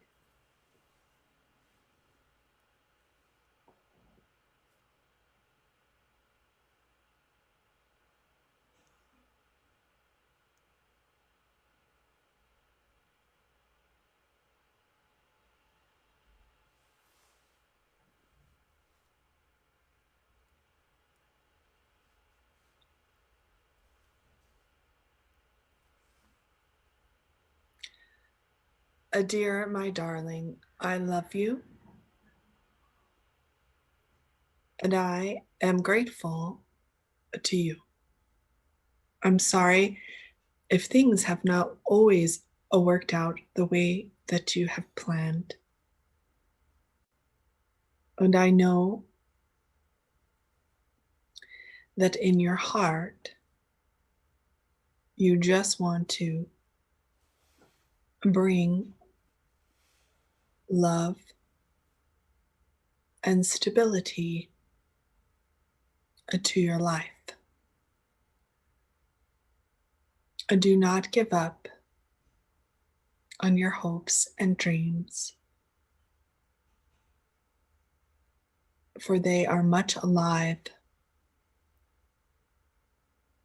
and ready to be nourished and grown.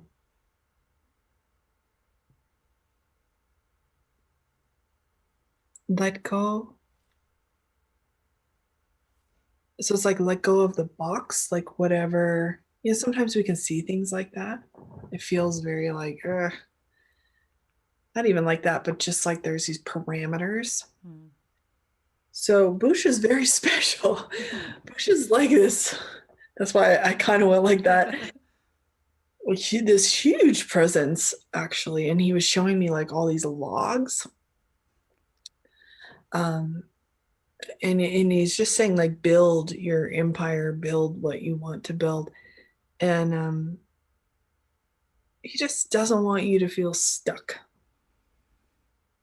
Whatever free feeling he brought with him in life or to you, take time to connect to that.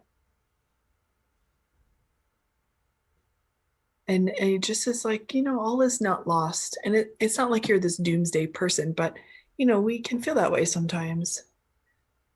And you are here to do certain things. And it just might not be in the way that we think it's going to be. So if we can let go of that, then there's room for it to breathe and be nourished. And if you have someone that's comfortable or safe for you to share this, whatever, I don't know if you connect to this, but whatever idea or dream or whatever it is that you have, it's okay to share it. You don't have to be trapped in it, or, it actually could breathe some inspiration into it. It might be something that you've forgot about. But we think about these things. And sometimes when we spend time alone,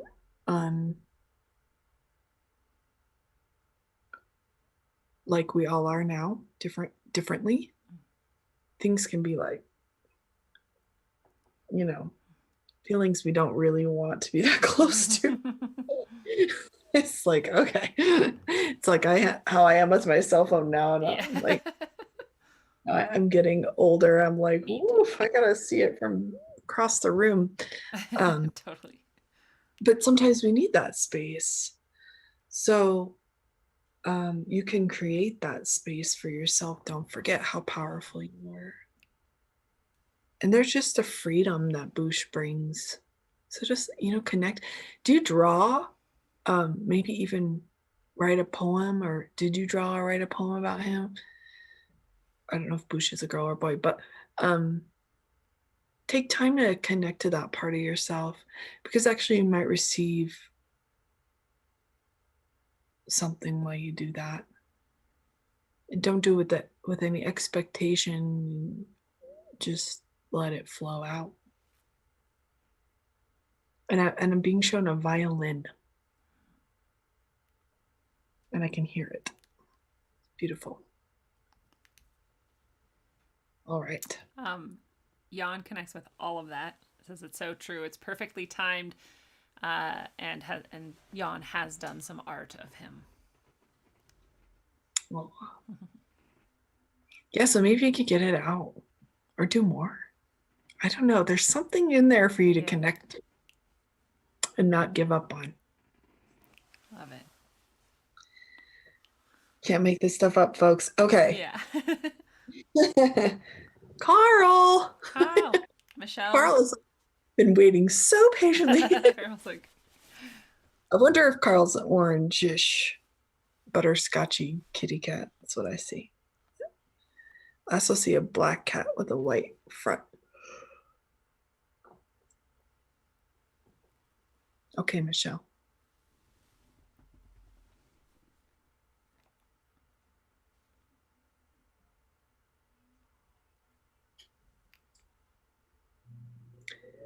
So Carl's message for you is to be all that you can be, which is a very simple message, but also not very simple. Be all you can be, my sweet honeybee. Though times have changed, it does not replace the memories and love, inspiration, and connection that you carry so magically with others and all beings. How? So the inspiration Carl is offering, does Carl see things that you don't think are there? That's what he's like, I see all of it, even if it's it's, cats are such visionaries. Like, they really, a lot of them have their third eye open, dogs too, but they also see like thoughts and dreams and other worlds and possibilities, and they're so magical that way. They're like 9 lives, it's like they have one in each dimension or something. Yeah.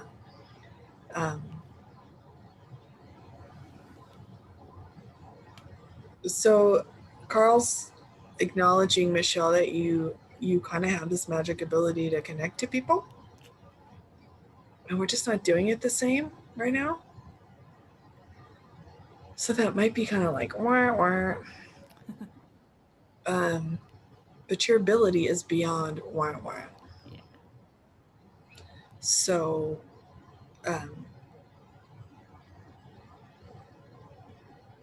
be all you can be, and it doesn't have to be an exerted kind of thing. And if you can sit in stillness, it would probably help you, because you'll just see. It's kind of like the cat that just sees stuff. Yeah. You're just gonna see, something will step forward for you if you can take that time to do that. And it doesn't have to be any kind of way. You can make the decision in one moment just to be in stillness. It's just a moment decision. It's just one moment. Yeah.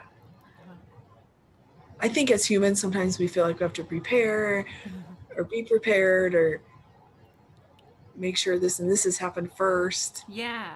I feel like there's something to sort of like your rituals or your habits or that can help you be like confident that you're going to be able to do this thing, you know, correctly or whatever. So like you can use that as like a tool, but that it doesn't have to be this limitation, you know, that like you're saying, you can just sort of in the moment you need it, you can definitely access it and do it, whatever it is, even if you haven't done those steps before. And especially because you've done them, maybe you kind of got the like pathways mapped out easier, you know. So I think there's like a good space for that practice and that habit and that those rituals, but that they just Yeah, and it's not saying you can't do it that way.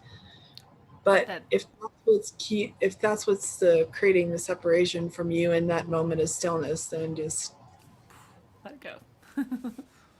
yeah, Yeah, just count to 10. because your idea about it is more limiting than anything else, right? If that's your Yeah, expectation that sometimes you we have a can't busy mind. access it. What's that? I said if that's your expectation that you can't access it without doing A, B, and C first, then that's actually more limiting than anything else.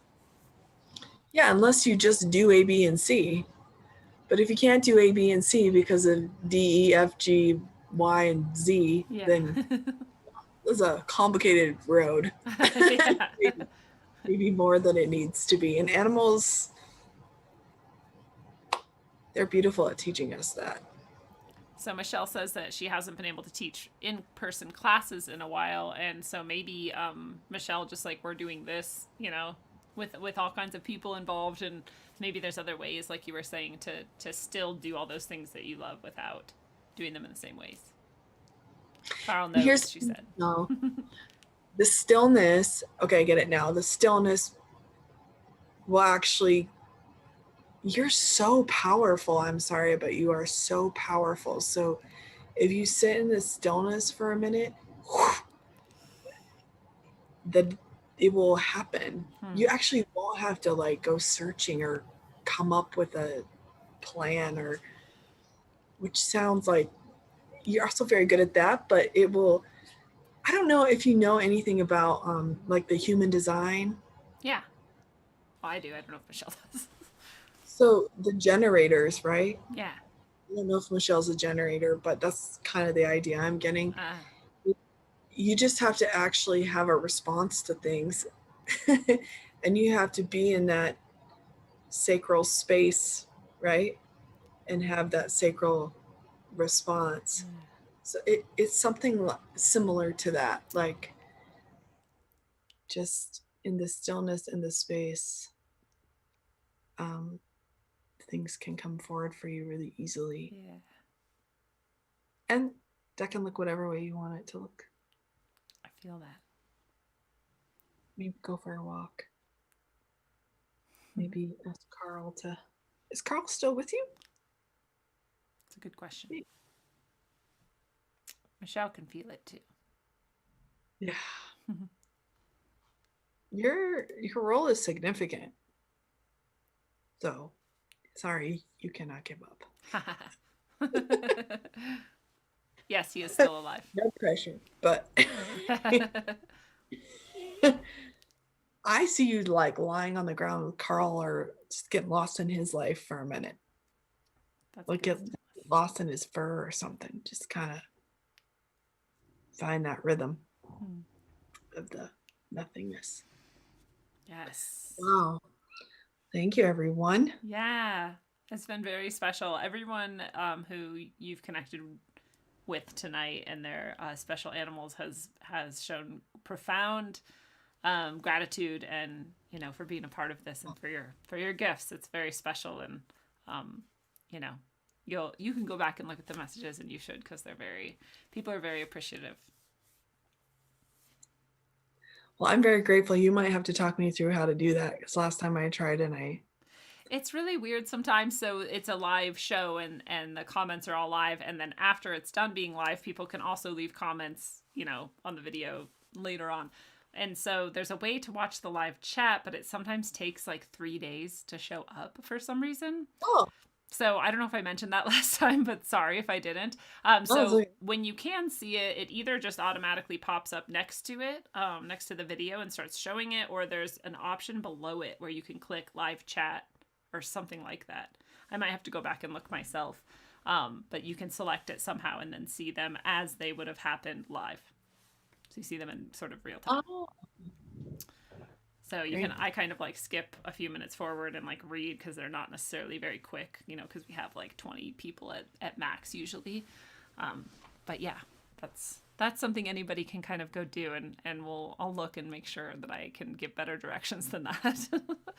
But I want to make Yep. sure that you share with people how to connect with you again, because we've shared your email a couple times, and we'll do that. And then I also want to encourage people, especially if you were moved tonight, if you had a personal experience, and if you're able to share with Katherine, because you know, I think that it's always nice to have an exchange somehow of energy, and in our modern world that comes in the form of money sometimes, and so you can think of it as like a tip if you want, and share with Katherine's PayPal, which I'm going to type here in the chat so that anybody can easily just click on this link and share, you know, a couple bucks or whatever you feel moved to maybe share. And if you can't, or you know, that's like not something that's required, it's Yeah. just a very nice gesture. And so it was paypal.me/soul session, I believe. Yeah, I think that's it. I think I finally figured out that that's We'll both check before I hit goal send. session. Soul Yeah. session, okay. So that's really cool if anybody feels moved to do that. And then your email for entering for the class that you're offering. One lucky winner will get to do a class. I'm going to do it with you guys, which is going to be so fun. So we can all do it together. And your email was soulartcafe@gmail.com. So people can just send you an email to register for that, or just to connect with you, right? If they have like a question or request, they want to set up a private one-on-one. And is there anywhere else that you want to maybe direct people towards connecting with you? And also, if you just want to be added so that you can know what's going on, because you know I'm always offering different classes, different things. You can also find me on Facebook if you want to. I would love to connect with you on Facebook, and I go live every Monday, Wednesday, and Friday on there as well. So if you know, part of exchanging the energy, this is what I do, and I want to help as many people and as many pets as I possibly can. So I really mostly work by referrals and, you know, that natural connection that we can all create for one another. And so, yeah, if you know someone, you think of someone, or if it comes up for you and someone comes to you that needs help with their animals. I know there's so many people looking for this, Yeah. honestly. Truly. But they don't know. I'm like, I'm here, you know. Totally. And it very much is something for me that comes from my heart. So it has to be very natural also. So I feel like with this kind of work, there is that line of keeping it that heart-centered, organic, special thing, but also sharing it and being okay with sharing it with everyone. Yeah. In a way that where it stays in that heart-centered space. So for me, that's through one another. They call it in Hawaii the coconut wireless. It's like the word of mouth. Yeah. It's called the coconut wireless, which I think is that is hilarious. When you're little. Yeah, that's exactly like what I was thinking. Yeah, exactly. So you can share that way. Let's see, my YouTube videos are for everybody. I'm going to start putting up some more things. Yes. Is that it? I think that covers it pretty well. On Instagram. Yeah, I love that one too. What was the name to follow on Instagram? So Mr. Mr. Ping Pings Pings Love at Mr. Pings Love. Mr. Ping's Love. I swear I tried to find this last time and I didn't. Oh, is that not right? Doing it. No, I think it's just me. No, that's exactly right. I just think I started doing it, but was in airplane mode, never finished, and like closed the app or something. But anyway, I'm following now. Oops. And you know, he often gives me messages to share with everybody. Yay. So I also do that through my Facebook. That's excellent. He's the sweetest man. He is. You know, everyone's like, he's the most chilled out Chihuahua, and I was like, this dog meditates. Yeah. He's like, this is his job. Just for hours a day. Yeah. just like he's on the trip. I love that. He's so chill. um, so those are excellent. And I know that you were saying you might start an just like an update for people who want to get updates so that each month as you're doing new things that they can get sent out. So if you want to email just to get in touch with that too, so you can always be posted. But maybe Facebook is sort of the best way. And I don't do like a ton of blasts. I just do more like personal, letting you know, you know, if there's stuff that you're interested in, this has a value for you. It's, you know, it's good to know what's happening. Yeah. Yeah. And also let me know how I can help you and what you would like help with, because I just love this dog so much. I can't even handle it.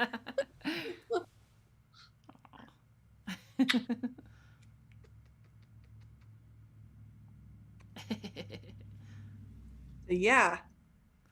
Come follow me on Instagram.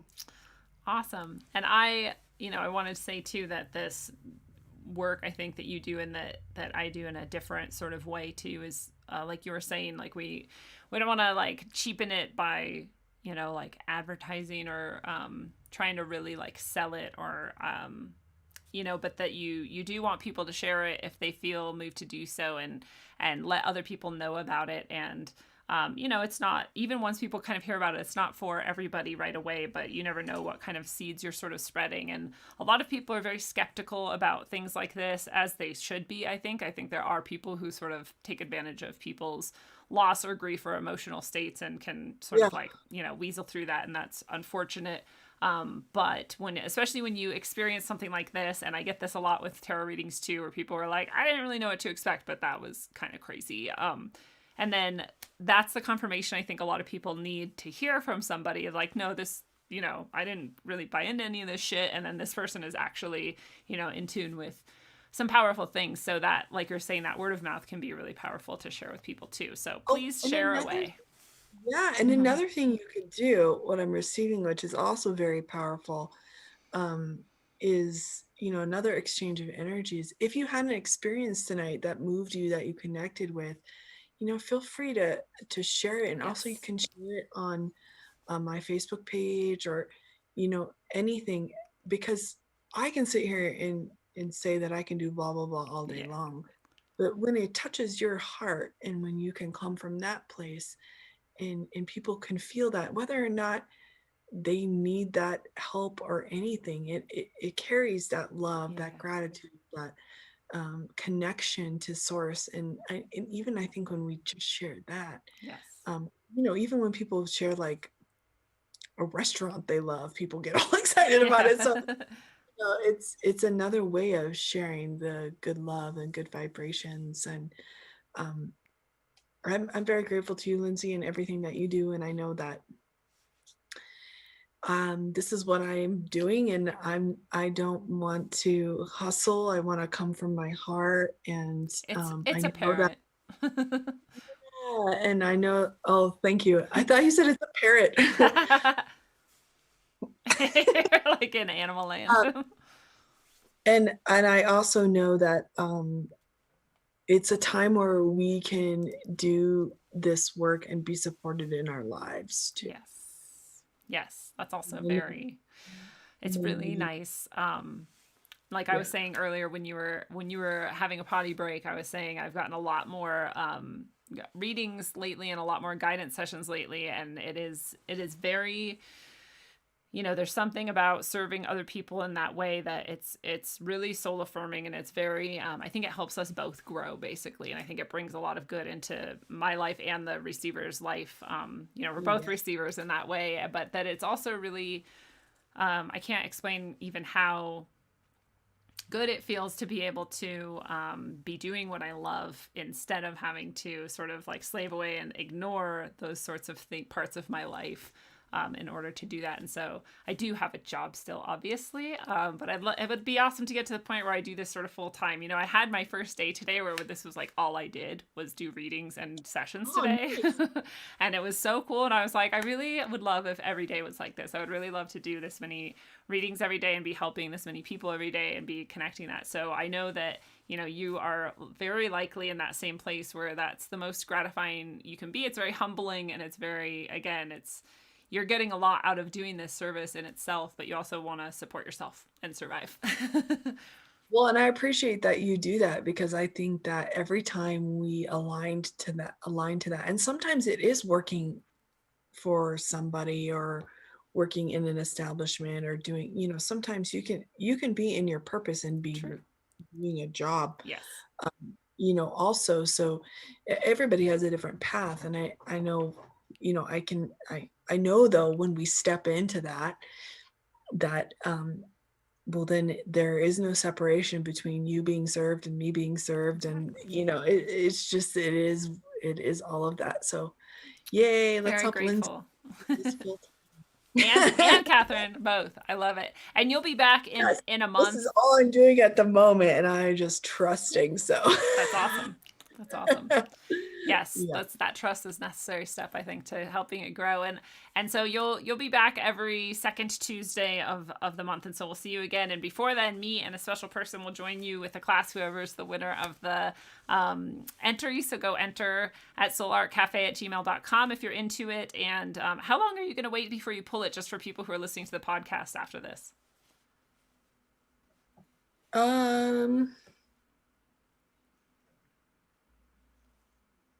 I heard 5 days. Okay.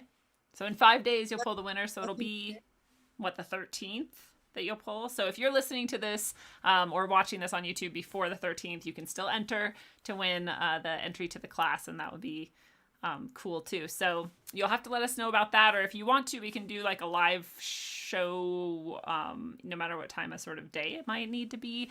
If you want to do it on Rogueways, we can do that. And if not, I can just announce it on that next show and let people know, and you'll let them know through email. So people will know. And then I just want to give you the opportunity to say any final thoughts you might have before we fully close. Well, I'm just very grateful. And I just want to say to everyone who's listening, and to Lindsay, just thank you so much. Thank you for opening your heart, for connecting to this. And thank you for all the love that you offer your animals. And to everyone who's adopted an animal, or taken that on, or is showing up to be in that experience. I don't know, I'm just very grateful. And just believe in yourself. I know I believe in you 1,000,000%. And I think it's time to bring more love and light into the world. And I appreciate that we got to do that together the last 3.5 hours. Yeah. I honestly feel like so much has healed for me. And yeah, I just appreciate all of you, and I'm just very grateful. And I'm so excited for these classes. Me too. I'm wondering if the 13th is too late, but I guess not, huh? I mean, it's up to you. If you want to do it earlier, we can. There's no limitations. So if you feel moved to do it earlier, then let's do it earlier. I think maybe the 10th. That might make more sense, just so the month doesn't fly by, huh? Yeah. Yeah, because it might take people a few days to arrange which class they want to do or something too. Yeah. Yep. All right, we're going to the 10th update. Right. Perfect. And I just want to give right back to you a thank you for all of us, and it's coming from the chat too, that we really appreciate, because you are teaching us all how to navigate these things and feel that, movement within us and go with it. So thank you for your gifts and for what you offer. And fellow travelers of the path, it is a beautiful thing. This is your analog, electric, concentric dose of wisdom, according to Catherine O'Shea, animal communicator, and so much more. Thank you so much, Catherine, for being here tonight. Thank you. So communication is happening all around us. Perhaps we are aware of much of it. Perhaps we ignore much of it. Perhaps there are some communications that seem imperceptible to us. In the end, no one will perceive anything they aren't looking for and open to. So the first step is intending to perceive the communication. And after that, the rest is practice and preparation. You'll always be able to connect with what you're looking to connect with, especially if you move toward it with clarity and love. Until you're communicating with everyone and everything you would like to, and until you are doing it with style, travel well, aim for balance, and always look inside first. Mwah. I heard the Man, they at it again. And I'm out to tell the truth once more. That's right. It's on the cracking, unknown in the house. APOGZ, that's right. Hitting the stereo near you. Truth is the best thing. And it's on. Yo, I once thought that I wanted to get Denver on track, but there's something more bigger than that. Something lurking, waiting to blow this state right off the map. A hidden agenda related to September. Doves carved up on the wall next to the highway. Up in the concrete while rolling home next to where I stay. With state's destruction, Lockheed Martin malfunction. While NORAD's in the mountain anticipating our next move. My heart's jumping and I'm like, fuck waiting. While crooked taxes are burning a hole in my pocket. With $1 bill in the pyramid that's watching. Instead of having a capstone on top of it, they have an eye with a fast surprise while you're flossing it. Greedy niggas jocking it, politics plotting it. So who you vote for really doesn't mean shit. So save your energy from being drained by the enemy. Skull and bones of Freemasonry, envisioning dreams of them chasing me. Skull and bones of Freemasonry, envisioning dreams of them chasing me. Skull and bones of Freemasonry, secret agencies with a plan to dominate all of man. Check the records of DIA, strange murals and paintings similar to the ones next to the highway. With pyramids and flames underneath them looking like they're about to fly away. I can't be tripping, but it sounds like I'm on acid. Most people slipping, taken below DIA held captive in the near future, where they won't hesitate to reinstate new laws for a bigger cause. I'm talking about established civilian concentration camps, introducing the military's labor programs. Expand your mind just a little bit, forget the little shit before you witness the belittlement of your people. Expand your mind just a little bit, forget the little shit before you witness the belittlement of your people. Feds ain't stretching the truth, the script that he's spitting is true. Pay attention to what's going on or it might happen to you. When it's happening to you, cellular communication monitor, behavior studied and controlled through chemicals bombing nerves. Honest murder, Jesus ain't got anything to do with it. Religious cynic, where experiments cage and lace in terms of accepting limits. Things that can't explain to the sky when I'm in the Rockies. Chakra systems limited due to the voltage overhead pop. Mind control victims, slap clips and machine guns for recess. FCC will help us speak less, manipulate us through weak feel right non-fiction with the CIA trying to kill me filthy. Talking about the underground facility at DIA, no one feel that place laced with hints. Notice whenever I return home, lack some references in a new world Masonic capstone. Employ an Area 51 workers to build, and I don't mean to rant. In the face of an emergency, it doubles as a FEMA camp. Reaction, solution, trickery, repeated through history. NORAD's listening in, using technology, tracking where you piss. I might be paranoid or just facing the fact. Better watch what you say, it's another day under the Patriot Act.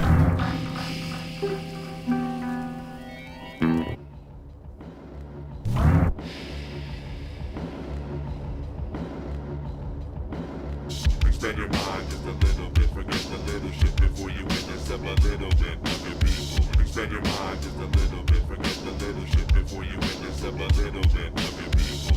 The idea is to bring people to the point where they are helpless, passive, and unable to assert their own creative power to form anything else. Success for people like this is measured in terms of money, which they then translate into power. Corruption and violations of the Constitution. Secret societies, the push for one world government. I'd like to get corruption and violations of the Constitution. The idea is to bring people to the point where they are helpless, passive, and unable to assert their own creative power to form anything else.